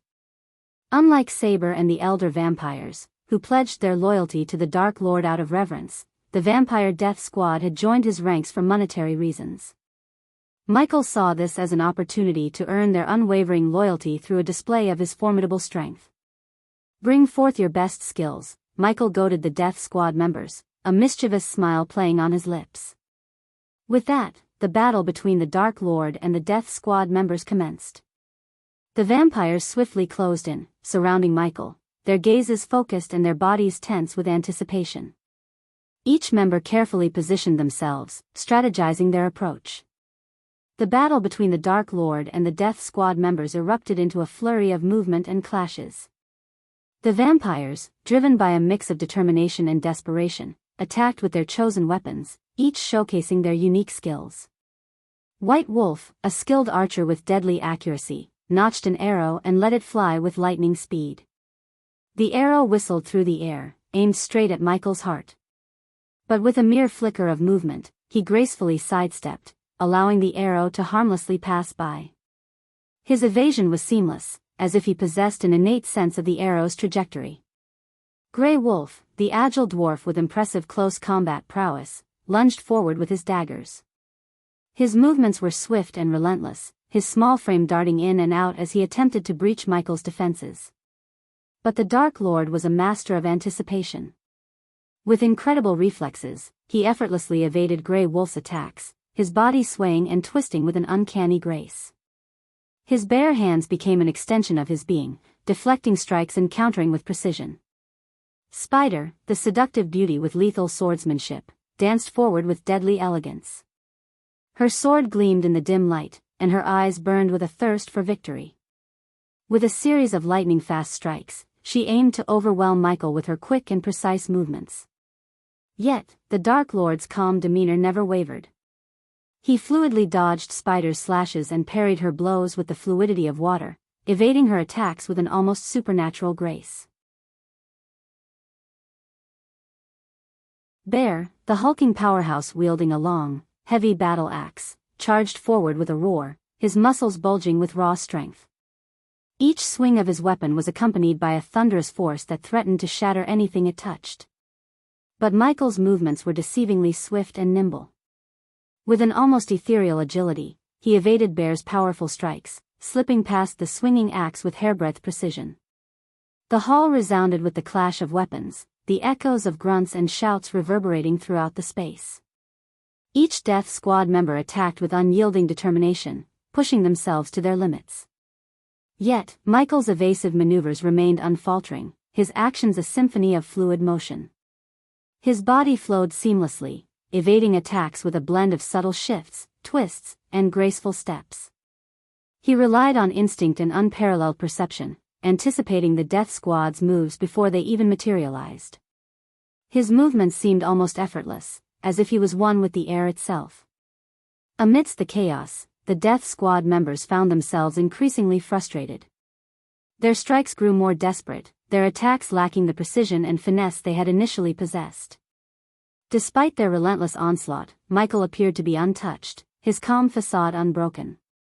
In this dance of combat, the Dark Lord demonstrated not only his physical prowess but also his strategic brilliance. He exploited the weaknesses in their movements, slipping through the gaps in their defenses with astonishing precision. With each evasive maneuver, he seemed to defy the laws of nature, his every motion calculated and deliberate. As the fight raged on, the Death Squad members exchanged glances, a mixture of awe and frustration in their eyes. They could hardly believe what they were witnessing, the unmatched skill and grace of the Dark Lord, who defied their every attack with nothing but his bare hands. Bear's battle axe whistled through the air, propelled by sheer force, aimed directly at Michael. But in a display of uncanny agility, the Dark Lord effortlessly sidestepped the swinging arc of the massive weapon. Bear's mighty swing missed its mark, and the axe crashed into the ground with a thunderous impact, causing the earth to crack and tremble beneath their feet. A smirk tugged at the corners of Michael's lips as he evaded Spider's furious sword strikes. With a swift and fluid motion, he maneuvered behind her, his movements like shadows in the night. In a surprising twist, he deftly seized two of Spider's arms, restraining her momentarily. His voice, barely above a whisper, reached her ears, too slow. The momentary distraction allowed the Dark Lord to capitalize on his advantage. With a quick and forceful push, he propelled Spider forward, directing her path toward the towering figure of Bear. Spider stumbled, unable to regain her balance, and crashed into Bear with a resounding thud. The impact sent both of them sprawling to the ground, temporarily incapacitating them. Meanwhile, White Wolf, the skilled archer, took aim with his bow and let loose a flurry of arrows. The projectiles flew through the air with deadly precision, aiming to find their mark in the Dark Lord's heart. But Michael's reflexes were honed to an otherworldly level. With astonishing speed, he snatched the arrows from the air, catching them effortlessly between his fingertips. A smile played upon Michael's face as he twirled the arrows in his hand. In a feat that defied human limits, he swiftly turned the arrows around, positioning them as makeshift melee weapons. With a fluid motion, he wielded them like short sticks, a flickering blur of motion. In an instant, he closed the distance between himself and Grey Wolf, the agile dwarf who fought with relentless determination. With inhuman speed, the Dark Lord swung the arrow sticks in a devastating arc, connecting with precise accuracy. The makeshift weapons collided with Grey Wolf's head, knocking him off balance and sending him stumbling backward, dazed and disoriented. The impact was akin to a giant felling a sapling, the force of the blow reverberating through the hall. The dwarves, gathered in a tight-knit group, observed the breathtaking battle with wide eyes and hushed whispers. Their comments, filled with astonishment and a touch of dark humor, focused on the appearances of those involved. By the fiery forge. That one with the arrows, he's like a skilled marksman. Can't believe the Dark Lord caught him so effortlessly, exclaimed the dwarf with a bushy red beard, pointing at the archer in awe. Aye, and look at the Dark Lord there, swift as a mountain cat. Dodging spider strikes with ease, remarked the stout dwarf with a braided beard, his eyes sparkling with amazement. Ha! Did you see that? The Dark Lord grabbed hold of Spider's arms like she was naught but a fly in his web. Too slow, indeed, chuckled the dwarf with a wild mop of hair, shaking his head in disbelief. The sound of hearty laughter echoed from the dwarves as they watched the Dark Lord wield the arrow like a makeshift weapon, landing a solid blow on the head of the dwarf warrior. It was a mix of astonishment and amusement, their voices carrying a sense of camaraderie in witnessing such unexpected antics. Look at that. The Dark Lord just knocked that Grey Wolf down like a pup with a toy. Never thought I'd see such a sight, chuckled the dwarf with a massive beard, his laughter rumbling like distant thunder. Ha, look at that. The Dark Lord's given Grey Wolf a proper knock on the noggin with that arrow. I never thought I'd see the day, chuckled another dwarf. I reckon even the vampires must be wonderin' what sort of opponent they've gotten themselves mixed up with. The Dark Lord's got 'em runnin' in circles, added a grey-beard dwarf, a smirk playing on his lips. Who'd have thought the Dark Lord had such moves? He's like a dancer, swaying and spinning through the fight, murmured the dwarf with a braided beard, a mix of awe and amusement in his voice. The dwarves continued to watch, their eyes glued to the mesmerizing spectacle unfolding before them. Their comments, mingled with the sounds of battle, reflected their astonishment and admiration for the Dark Lord's prowess and the relentless assault of the vampire death squad. He's like a whirlwind, that Dark Lord. The vampires can't keep up. Did you see how he cunningly pushed Spider into Bear's path? A true master of strategy. Ha! I never thought I'd say this, but I'm actually rootin' for the Dark Lord. Who would have guessed? Their voices rose and fell in a symphony of astonishment and camaraderie, their commentary a testament to the mesmerizing spectacle that unfolded before their eyes. The battle between the forces of darkness enraptured them, forging an unexpected bond among the dwarves as they marveled at the incredible display of skill and daring. The onlookers could hardly comprehend the spectacle unfolding before their eyes. The Dark Lord's agility, precision, and supernatural speed left them awestruck. The fight continued, a mesmerizing display of skill and power as Michael evaded, countered, and controlled the battlefield. The vampire death squad, momentarily catching their breath, formed a huddle, their faces etched with determination. The battle had reached a critical juncture, and they needed to reassess their strategy to gain an edge against the formidable Dark Lord. Sensing the pause, Michael's eyes gleamed with a mix of confidence and cunning. Listen closely, he spoke with an air of authority, pointing at each member of the death squad. Spider, your swordplay is commendable, but your strikes are predictable. Vary your angles, and don't underestimate the element of surprise. Turning his gaze to Bear, Michael continued, your strength is unparalleled, Bear, but it can be a double-edged sword. Use your weight and momentum to your advantage, but be mindful of exposing yourself to counterattacks. Grey Wolf, your close combat skills are solid, but you telegraph your moves. Maintain your agility and surprise your opponent. Lastly, Michael locked eyes with White Wolf, his voice steady and composed. White Wolf, your archery skills are unmatched, but your focus wavers in close quarters. Trust in your instincts, and remember that precision can triumph over speed. The vampires listened intently, their eyes fixed on the Dark Lord as he imparted his wisdom. The brief respite allowed them to absorb his guidance and incorporate it into their newfound strategy. With the Dark Lord's pointers imparted, the vampire death squad dispersed, renewed and invigorated by his guidance. Like a well-coordinated symphony, they lunged forward once more, their renewed vigor palpable in the air. The clash resumed, but this time, Michael did not rely solely on evasion. He unleashed a torrent of devastating strikes, his movements fluid and swift, fueled by his newfound offensive momentum. Michael's movements were a blur of calculated strikes and lightning-fast counterattacks. He punched and kicked with precision, each blow delivered with enough force to make the vampires cough up blood. His fists and feet became a whirlwind of punishing strikes, finding the vulnerabilities in their defenses. Spider, fueled by the Dark Lord's advice, unleashed a flurry of sword strikes, aiming to exploit her opponent's weaknesses. But Michael deftly parried her attacks, his movements fluid and effortless. With a swift maneuver, he grabbed her wrist and twisted her arm, causing Spider to wince in pain. Bear, determined to prove his worth, swung his heavy battle axe with all his might. But the Dark Lord sidestepped the attack and delivered a powerful spin hook kick, his leg cutting through the air like a lethal weapon. Bear, caught off guard, was sent sprawling backward, the impact reverberating through his body. It was a display of the Dark Lord's precision and strength, his attack executed with masterful skill. Meanwhile, White Wolf nocked an arrow, drawing his bowstring with renewed confidence. He aimed carefully, seeking to find a weakness in his opponent's defenses. Yet, before he could release the arrow, the Dark Lord closed the distance in a blink of an eye, knocking White Wolf's bow aside and delivering a powerful strike that sent him crashing to the ground.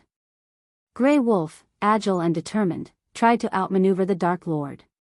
But Michael anticipated his every move, countering his strikes with lightning reflexes. With a swift combination of punches and kicks, the Dark Lord delivered blows that reverberated through Grey Wolf's body, leaving him staggering and breathless. The battle raged on, the clash of strength and skill echoing through the air. The vampires, fueled by a mix of desperation and newfound determination, fought with every ounce of their being. And the Dark Lord, driven by his own thirst for power and dominance, responded with a relentless onslaught, leaving the Death Squad members battered and bloodied in his wake. The battle within the hall reached its climax as Michael, fueled by a combination of skill, speed, and the hunger for victory, unleashed a series of deadly attacks. His movements were a blur of calculated strikes, each blow delivered with precision and bone-crushing force. Spider, despite her vampiric agility, was unable to evade the Dark Lord's relentless assault. With a swift, spinning kick, Michael struck her temple, causing her to stagger backward. As she struggled to regain her balance, he swiftly closed in, his fist connecting with her jaw in a devastating uppercut. The sickening sound of bones cracking echoed through the hall as Spider's body flew backward, crashing into a nearby pillar. Blood trickled from her mouth as her eyes rolled back, and she succumbed to unconsciousness. Bear, known for his formidable strength, swung his heavy battle axe with all his might, aiming for Michael's midsection. But the Dark Lord's reflexes were unmatched. With inhuman speed, he sidestepped the attack, swiftly ducking under Bear's guard. In a lightning-fast motion, Michael's fist collided with Bear's sternum, the impact resonating throughout the hall. Bear let out a guttural cough, blood spraying from his lips, before crumpling to the ground, unconscious and defeated. White Wolf, his quiver empty and his bow discarded, attempted a desperate strike, his clawed fingers aimed at the Dark Lord's throat. But Michael was quicker. He swiftly sidestepped the attack, seizing White Wolf's arm in a vice-like grip. With a vicious twist, the sound of snapping bones filled the air. White Wolf's howl of agony was cut short as he collapsed to the ground, his body racked with pain and unconsciousness enveloping him. Grey Wolf, the nimble dwarf known for his agility, tried to outmaneuver the Dark Lord's attacks. But Michael's movements were too swift, too precise. In a whirlwind of strikes, he relentlessly assaulted Grey Wolf, delivering powerful blows that left him reeling. The sound of impact reverberated through the hall as Michael's fists collided with Grey Wolf's body, each blow accompanied by a sickening crunch. Blood sprayed from Grey Wolf's mouth, and his legs buckled beneath him as he crumpled to the ground, defeated and unconscious. Despite the vampire's innate ability to heal, the force behind Michael's attacks had overcome even their supernatural resilience. The combination of his speed, skill, and sheer power had rendered them incapable of rising to their feet. The hall fell silent, save for the heavy panting of the defeated vampires and the echoes of bones cracking. Victory belonged to the Dark Lord, as he stood amidst the fallen, the embodiment of dominance and relentless power.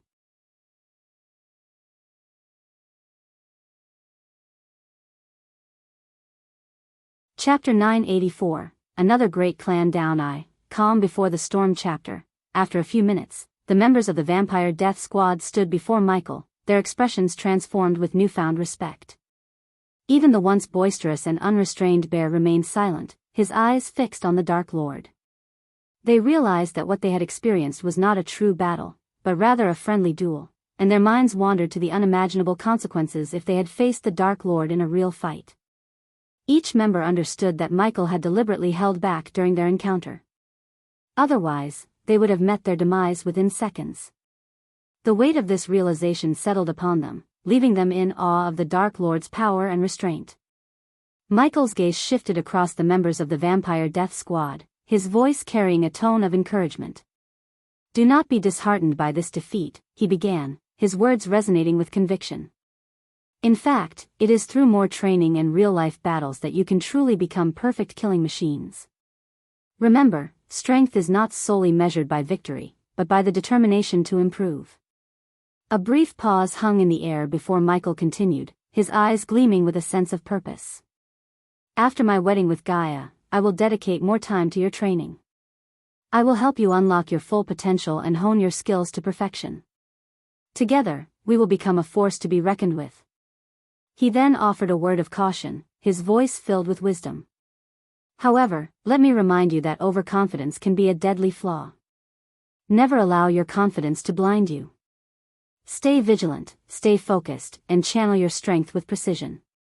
The members of the Vampire Death Squad stood silently, their nods expressing their understanding and gratitude for the Dark Lord's guidance. They knew that under his tutelage, they had the opportunity to transcend their current limitations and become formidable warriors. Saber hovered in the sky above the kingdom of Dalgaram, his gaze fixed upon the sprawling headquarters of the Han clan. The clan's stronghold, nestled in the heart of Ar, boasted an impressive dwarven architecture. Tall and majestic, it was crafted from dark gray stones, lending an air of strength and fortitude to its formidable presence. As nightfall approached, Saber patiently awaited his moment to infiltrate the clan. The dwarves, though lacking in cultivation power compared to other races, compensated for it with their mastery of unique and deadly weapons. The dwarf guards patrolled the clan, their watchful eyes scanning for any signs of intrusion. Hidden from their sight, Saber surveyed the scene from above, taking note of the various weapons carefully positioned around the clan. Each weapon exuded an aura of power and danger, a testament to the dwarves' expertise in forging formidable tools of combat. While Saber possessed the power to swiftly eliminate the dwarf guards and their deadly weapons if given the order, his current mission demanded a different approach. He had been tasked by the Dark Lord to infiltrate the Han clan, reaching the clan heads with a crucial ultimatum. Their fate hung in the balance, for they had just 4 days to make a difficult choice: dismantle their revered clan or face the wrath of the Dark Lord. Saber's objective extended beyond mere destruction. He was to ensure that the clan leaders chose the path of dismantlement, allowing the Dark Lord to recruit the talented dwarves within their ranks secretly. His loyalty bound him to these orders, and he understood the larger strategic implications of such a move. Saber's mission was not solely about sowing chaos and leaving behind a trail of corpses. but rather to manipulate the clan's destiny to align with the Dark Lord's grand designs. As the dwarves continued their patrol around the majestic, dark gray stone-clad clan building, their conversation took a turn towards recent events. The destruction of the Guardian Guild by the Dark Lord became the topic of their discussion, and laughter filled the air. "Did you hear about the Alpha Guardians?" chuckled one dwarf, shaking his head in disbelief. "They were supposed to be the epitome of strength, but they didn't stand a chance against the Dark Lord." "Yeah, it's hilarious." Another dwarf joined in, his voice brimming with amusement. "That demon butler of his warned them, gave them 2 whole days to dismantle their precious Guardian Guild. And what did they do? Stayed put like a bunch of foolish humans." The dwarves burst into raucous laughter, their hearty guffaws echoing through the night. They couldn't comprehend the audacity of the Guardians, who believed they could actually defeat the Dark Lord. "I bet they thought they were invincible," a dwarf jeered, wiping away tears of mirth. "But look at what happened to Hulwick Island. The Dark Lord's spells shattered it into pieces and sent it sinking to the depths. And that ethereal 2-headed dragon he fought," another dwarf chimed in, his voice filled with mockery. "They probably thought it was their savior, but the Dark Lord proved them wrong. He slayed it with ease." The dwarves continued their patrol, relishing in their laughter and the perceived superiority they felt over the fallen guardians. Their taunting remarks painted a picture of arrogance and disdain for those who dared challenge the might of the Dark Lord. As the dwarves reveled in their laughter and mockery, their amusement seemed boundless. Their jokes and banter flowed freely, further fueling their sense of superiority.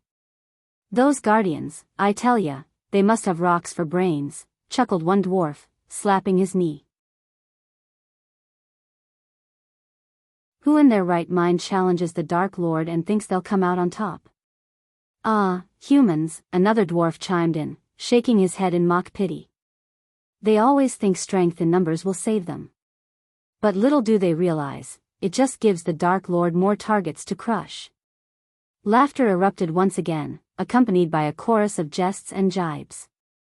"They're like ants marching to their own demise," a dwarf exclaimed, a mischievous glint in his eye. "Instead of using their brains to escape, they gather their little army for the Dark Lord's entertainment. And what's with their so-called intelligence?" quipped another dwarf, feigning confusion. "They claim to be the smartest race, but when it comes to facing the Dark Lord, they're nothing more than bumbling fools." The dwarves shared boisterous laughter, their voices blending in a symphony of amusement. They reveled in their perceived intellectual superiority over the humans, mocking their choices and decisions. They thought they could defeat the Dark Lord. One dwarf exclaimed between fits of laughter. But instead, they became fodder for his power. "It's almost too easy." The jovial banter continued, the dwarves relishing in their own wit and humor, unaware of the looming ultimatum the Dark Lord had sent them to deliver. Saber, perched high above the dwarven clan, carefully observed the patterns of their patrols. He analyzed their routes, noting the areas they frequented and the blind spots they might overlook. It was essential for him to find a gap in their vigilance that would allow him to infiltrate the clan undetected. As his sharp eyes scanned the dwarves below, he discovered a blind spot in their patrol route, a narrow alley tucked between 2 towering structures. It was a secluded path, hidden from direct view, where the dwarves seldom ventured. Saber realized that this blind spot would be his key to accessing the clan building without raising the guard's suspicions. With stealth and precision, Saber descended from his hidden vantage point and glided towards the designated blind spot. The narrow alley was shrouded in darkness, providing the perfect cover for his clandestine entry. He moved swiftly, his steps soundless, and disappeared into the shadows. Meanwhile, as Saber maneuvered through the hidden alley, a brief moment of uncertainty arose among the patrolling dwarves. One dwarf, a hint of suspicion in his voice, turned to his companion and asked, "Did you feel something strange just now? A presence, perhaps?" His companion, slightly inebriated from a night of revelry, scoffed and brushed off the inquiry. "Ah, you've had one too many, my friend," he retorted with a chuckle. "No one would be foolish enough to challenge our clan. It's just your imagination playing tricks on you." The doubtful dwarf shrugged, convinced by his companion's dismissal. They continued their patrol, unaware that a skilled infiltrator had slipped past them and was now lurking within the heart of their clan.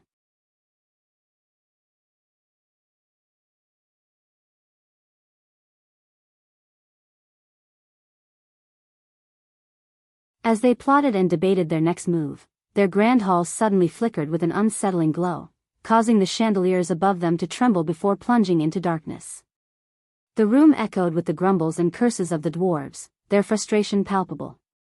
"Blast those imbeciles in the power room," one dwarf growled, his hand pounding on the table. "How many times have we told them to keep the lights on?" Amidst their collective vexation, the heavy wooden doors of the chamber creaked open, revealing a figure standing in the threshold. Shadows danced upon the walls as the dim light from the hallway cast an ethereal glow upon the mysterious intruder. The dwarves squinted, their eyes adjusting to the darkness, and they vaguely made out the figure's silhouette, holding two other dwarves by the hand. The captives appeared unconscious, their forms limp and lifeless. "What in the depths is this?" one dwarf exclaimed, his voice filled with a mix of curiosity and apprehension. The figure stepped forward, revealing a tall and imposing presence. His gaze, piercing and intense, seemed to cut through the darkness. The dwarves' eyes widened with a mixture of surprise and unease as they recognized the figure as Saber, the enigmatic intruder. Saber's voice, dripping with quiet authority, broke the silence. "Gentlemen, it seems there has been a change of plans. The Dark Lord demands your attention." His tone held an undeniable weight, leaving the dwarves captivated by a mixture of fear and curiosity. The old dwarves exchanged uncertain glances, their minds racing to comprehend the sudden turn of events. They knew they stood in the presence of a formidable adversary, and their instincts warned them to tread cautiously. As Saber stood there, the captive still held in his grip, the grand hall remained enveloped in darkness. The flickering glow of extinguished candles and the lingering scent of cigar smoke filled the air, creating an atmosphere thick with anticipation. The dwarves, their voices momentarily silenced, awaited Saber's next move, unsure of what fate awaited them under the command of the Dark Lord's emissary.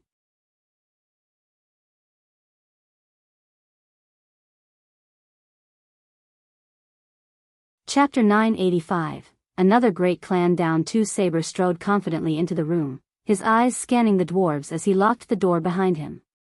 In response, the dwarves sprang into action, rushing to the side of the room where their weapons were kept. Each dwarf retrieved a formidable war hammer or war axe, weapons that were nearly as tall as they were. Their determined expressions masked the fear that flickered within their eyes, a fear they couldn't fully conceal. A faint chuckle escaped Saber's lips as he surveyed the sight before him. The image of these stout dwarves, with their long beards and sturdy frames, standing defiantly against him, amused him greatly. Yet, beneath his amusement, Saber could sense the deep-rooted apprehension that gripped the dwarves. They understood the overwhelming power he possessed, and it haunted their every thought. "What does the Dark Lord want?" one of the dwarf leaders spoke up, his voice laced with a mixture of defiance and desperation, hoping to delay the inevitable confrontation. But deep down, the dwarves knew there was no reinforcement that could match the might of this death angel sent by the Dark Lord. "You know what the Dark Lord wants, dwarves," Saber replied, his voice carrying a chilling undertone. A devilish grin played upon his lips, as he relished the fear that washed over the dwarves. "The Dark Lord has given you 4 days to dismantle your clan. Should you choose to defy his will, you will witness the true extent of the Dark Lord's power." The dwarves trembled involuntarily, their minds unable to shake off the tales of the Dark Lord's devastation. They had heard the rumors, the accounts of how he effortlessly obliterated the Guardian Guild, an organization far superior to their own in terms of raw cultivation power. The dwarves had established their clan with the sole purpose of toppling the Elven Empress and her empire, never intending to engage the Dark Lord directly. They were fully aware of their own limitations when it came to facing such a formidable foe. However, the audacity of the Dark Lord's focus on their clan infuriated them, stoking a fiery determination within their hearts. Though fear and anger mingled within them, the dwarves understood that their options were limited. The choice before them was stark: dismantle their clan and potentially spare themselves from the Dark Lord's wrath, or defiantly challenge fate and face the full force of his fury. Why the bloody hell is he targeting our clan? We haven't done a damn thing to provoke the Dark Lord, growled another dwarf, his frustration echoing through the hall. Saber, his hands clasped behind his back, began to pace slowly in a circle, his eyes fixed on the dwarves before him. The air crackled with tension as he spoke, his voice laced with a calm but undeniable authority. The Dark Lord has granted you 4 days for a reason. Understand this, the great 8 clans will all crumble under the weight of the Dark Lord's power, one way or another, Saber explained, his words carrying a weight of truth that settled upon the dwarves like a heavy burden. You dwarves are not foolish. You've heard the tales of what befell the Guardian Guild. No one is coming to save you. Spare yourselves the bloodshed and dismantle your clan. A silent understanding passed between the dwarves, their gazes meeting and reflecting the fear that simmered within each of them. They knew that survival and the opportunity to plot the downfall of the Elven Empire were of paramount importance. To foolishly face the wrath of the Dark Lord would be to seal their own demise. Is the Dark Lord targeting Gondolin as well? Questioned another dwarf, their curiosity momentarily breaking through the tense atmosphere. The dwarves' deep-rooted animosity towards the Elven Empire burned brightly, even in the face of their current predicament. He is, Saber replied, his voice tinged with a hint of indifference. But your primary concern should be your own fate, dwarves. The Dark Lord merely wishes for the dismantling of your clan. He won't impede your pursuit of vengeance against the elves. His aim is to eradicate the great 8 clans altogether. A contemplative silence settled over the room as the dwarves absorbed Saber's words. Their minds churned with thoughts of the looming threat, their hatred for the Elven Empire intertwined with the knowledge that the Dark Lord's power was not to be underestimated. The Dark Lord may think he's invincible, but mark my words, lad, he cannot win against the Sky Hall, spoke the oldest dwarf, his voice carrying a sense of wisdom acquired over countless years. Saber's laughter echoed through the hall, a sound filled with amusement and something far colder. Where was the Sky Hall when the Dark Lord decimated the Guardian Guild? If you expect the Sky Hall to come to your aid, you'll be sorely disappointed.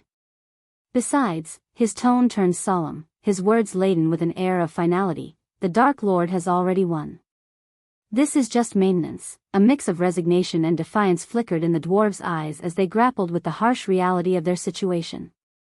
The weight of their decision pressed heavily upon them, as they contemplated whether to dismantle their cherished clan or risk annihilation at the hands of the Dark Lord.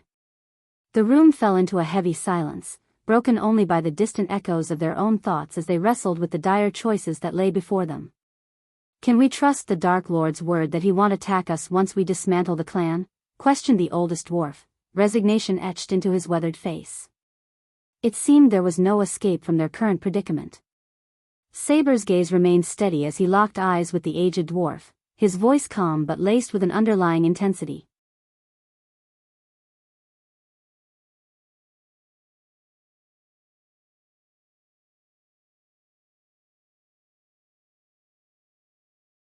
The glimmer of the treasures cast a mesmerizing light upon Saber's face, illuminating the longing and determination etched upon his features.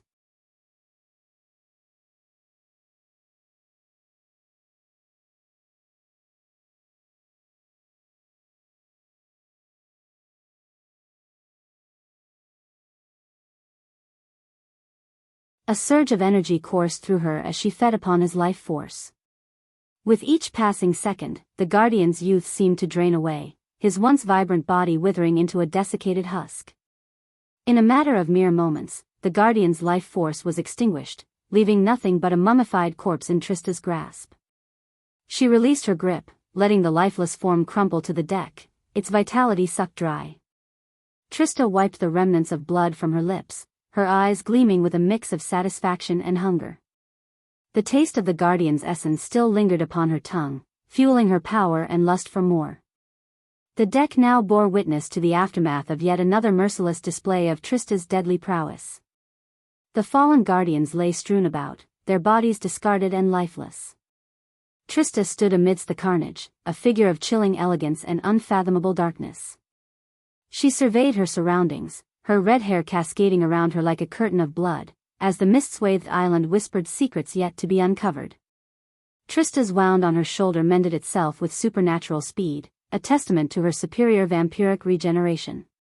As her body swiftly recovered, she ascended into the air, hovering above the hovering airship, her red hair billowing around her like flames in the wind.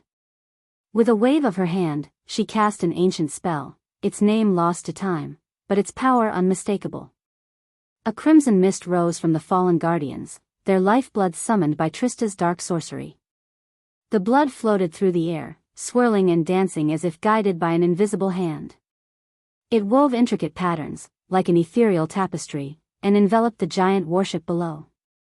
The vessel became ensconced in a cloak of pulsating red, the blood wrapping around it like a macabre shroud. Trista's gaze turned downwards, her eyes piercing through the mist to behold the guardians on the island below. Their expressions shifted from shock to pure terror as they witnessed the blood-covered ship and the enigmatic figure floating above. Their minds raced, trying to comprehend the supernatural spectacle before them, but their fear overwhelmed any rational thought. With a mere flick of her wrist, Trista exercised her control over the blood that encased the ship. The crimson threads tightened their grip, constricting and twisting. The vessel, now transformed into a horrifying harbinger of doom, broke free from its moorings and hurtled through the air like a meteor descending from the heavens. The sight was both mesmerizing and horrifying. The ship, streaked in vivid crimson, bore down upon the island, its trajectory unstoppable. Guardians scattered in panic, their futile attempts to flee crushed by the impending cataclysm. The earth shook beneath their feet as the vessel crashed into the island, a cataclysmic collision that rent the air with a thunderous roar.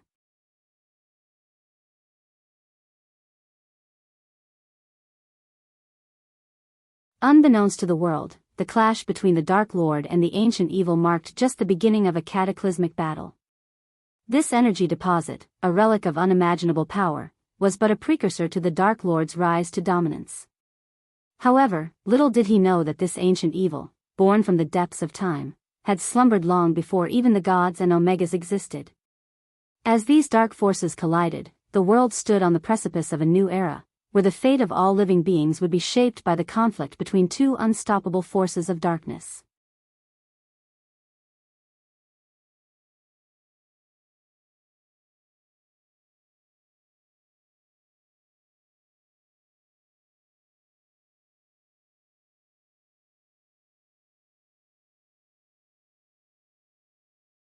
The balance between their potential alliance and the inherent dangers of their association swayed delicately, leaving their future intertwined with uncertainty. Weaklings indeed fear power, while gods revel in it, crushing those who are beneath them. The feeble-minded call what they fear evil and dark.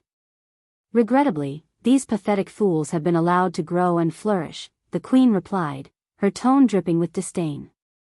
Yes, never underestimate the power of stupidity when it gathers in great numbers.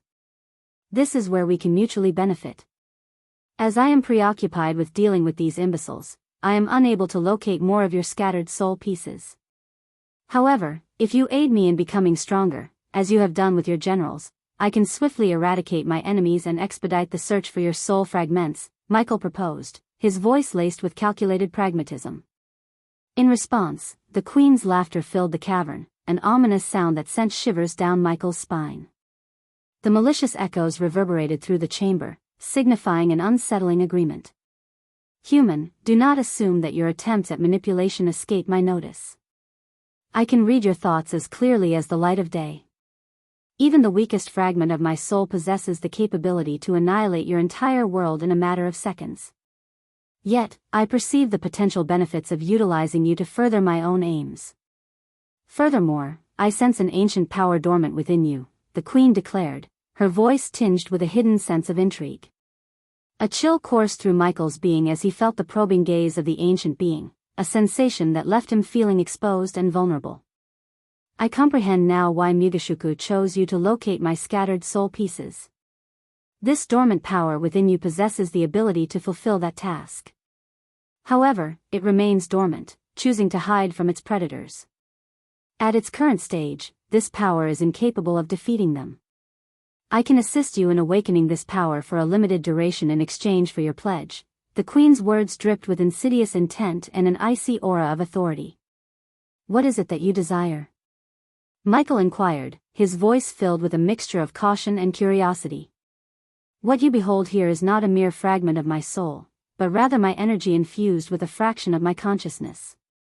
I left it as a beacon to guide the way towards my other scattered soul fragments, despite being imprisoned by someone I hold utmost disdain for, the Queen clarified, her voice resonating with a mix of bitterness and determination.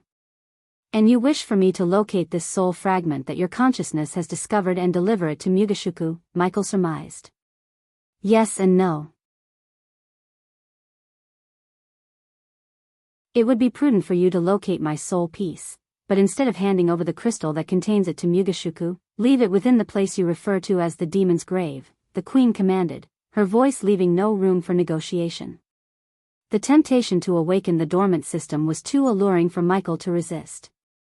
He recognized the symbiotic relationship between himself and the system, realizing that if the Queen could temporarily awaken the system, he could utilize the accumulated badass points to locate more hidden seeds of darkness and find a permanent solution to prevent the system from remaining offline. I can fulfill your request. You have my word, Michael pledged, his tone laced with a tinge of eagerness and caution. I care not for your words, human. Failure to uphold this agreement will result in the wrath of my minion, Mugashuku. You would be wise to honor your promise, the Queen warned, her voice chillingly devoid of mercy. Understood, Michael replied. A brief silence enveloped the cavern, broken only by the Queen's voice as she continued to speak.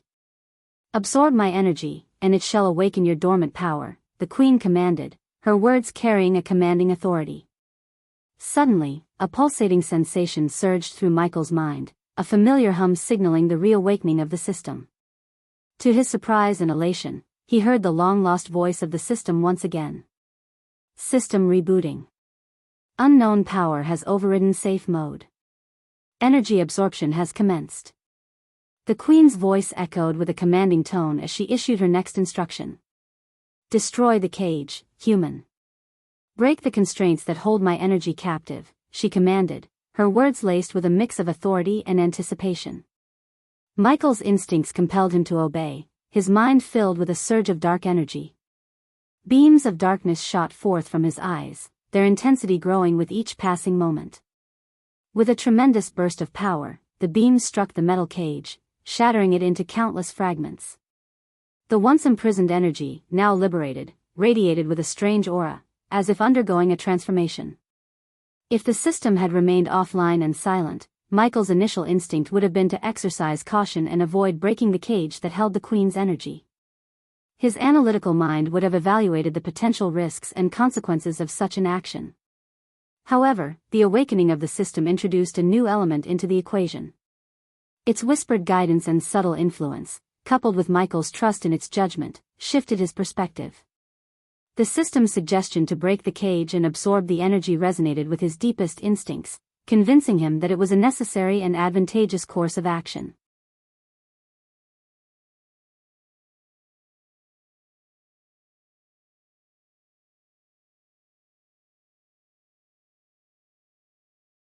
Chapter 988, The System is Back Online, System Online. The system will go offline in 1 hour. As the system came back online, its familiar voice echoed within Michael's mind, bringing a sense of reassurance and excitement. I'm glad to have you back, system, he whispered. With the system's return, Michael knew he had a powerful tool at his disposal, one that could aid him in his quest for the seeds of darkness. I need to know where to find more seeds of darkness, Michael stated, his voice filled with determination. The system's response was swift and concise.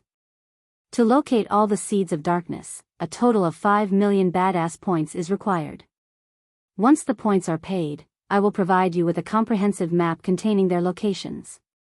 Michael paused for a moment, considering the significance of the task at hand. He had worked tirelessly to accumulate his badass points, and now they would be put to the ultimate test. With a resolute nod, he replied, agreed, points deducted. Transfer complete. Map containing the locations of the seeds of darkness has been added to your system storage. A surge of satisfaction coursed through Michael's veins as he felt the weight of the task ahead. The map would be his guide, leading him to the hidden sources of power and darkness. And system, do you recall the Phoenix project we previously discussed? It seems that the time has come for its completion, Michael remarked, his voice tinged with a hint of anticipation. Although I hope it won't be necessary, I have a feeling that I might need it soon. The system is capable of completing the Phoenix project, but a total of 10 million badass points is required for its execution.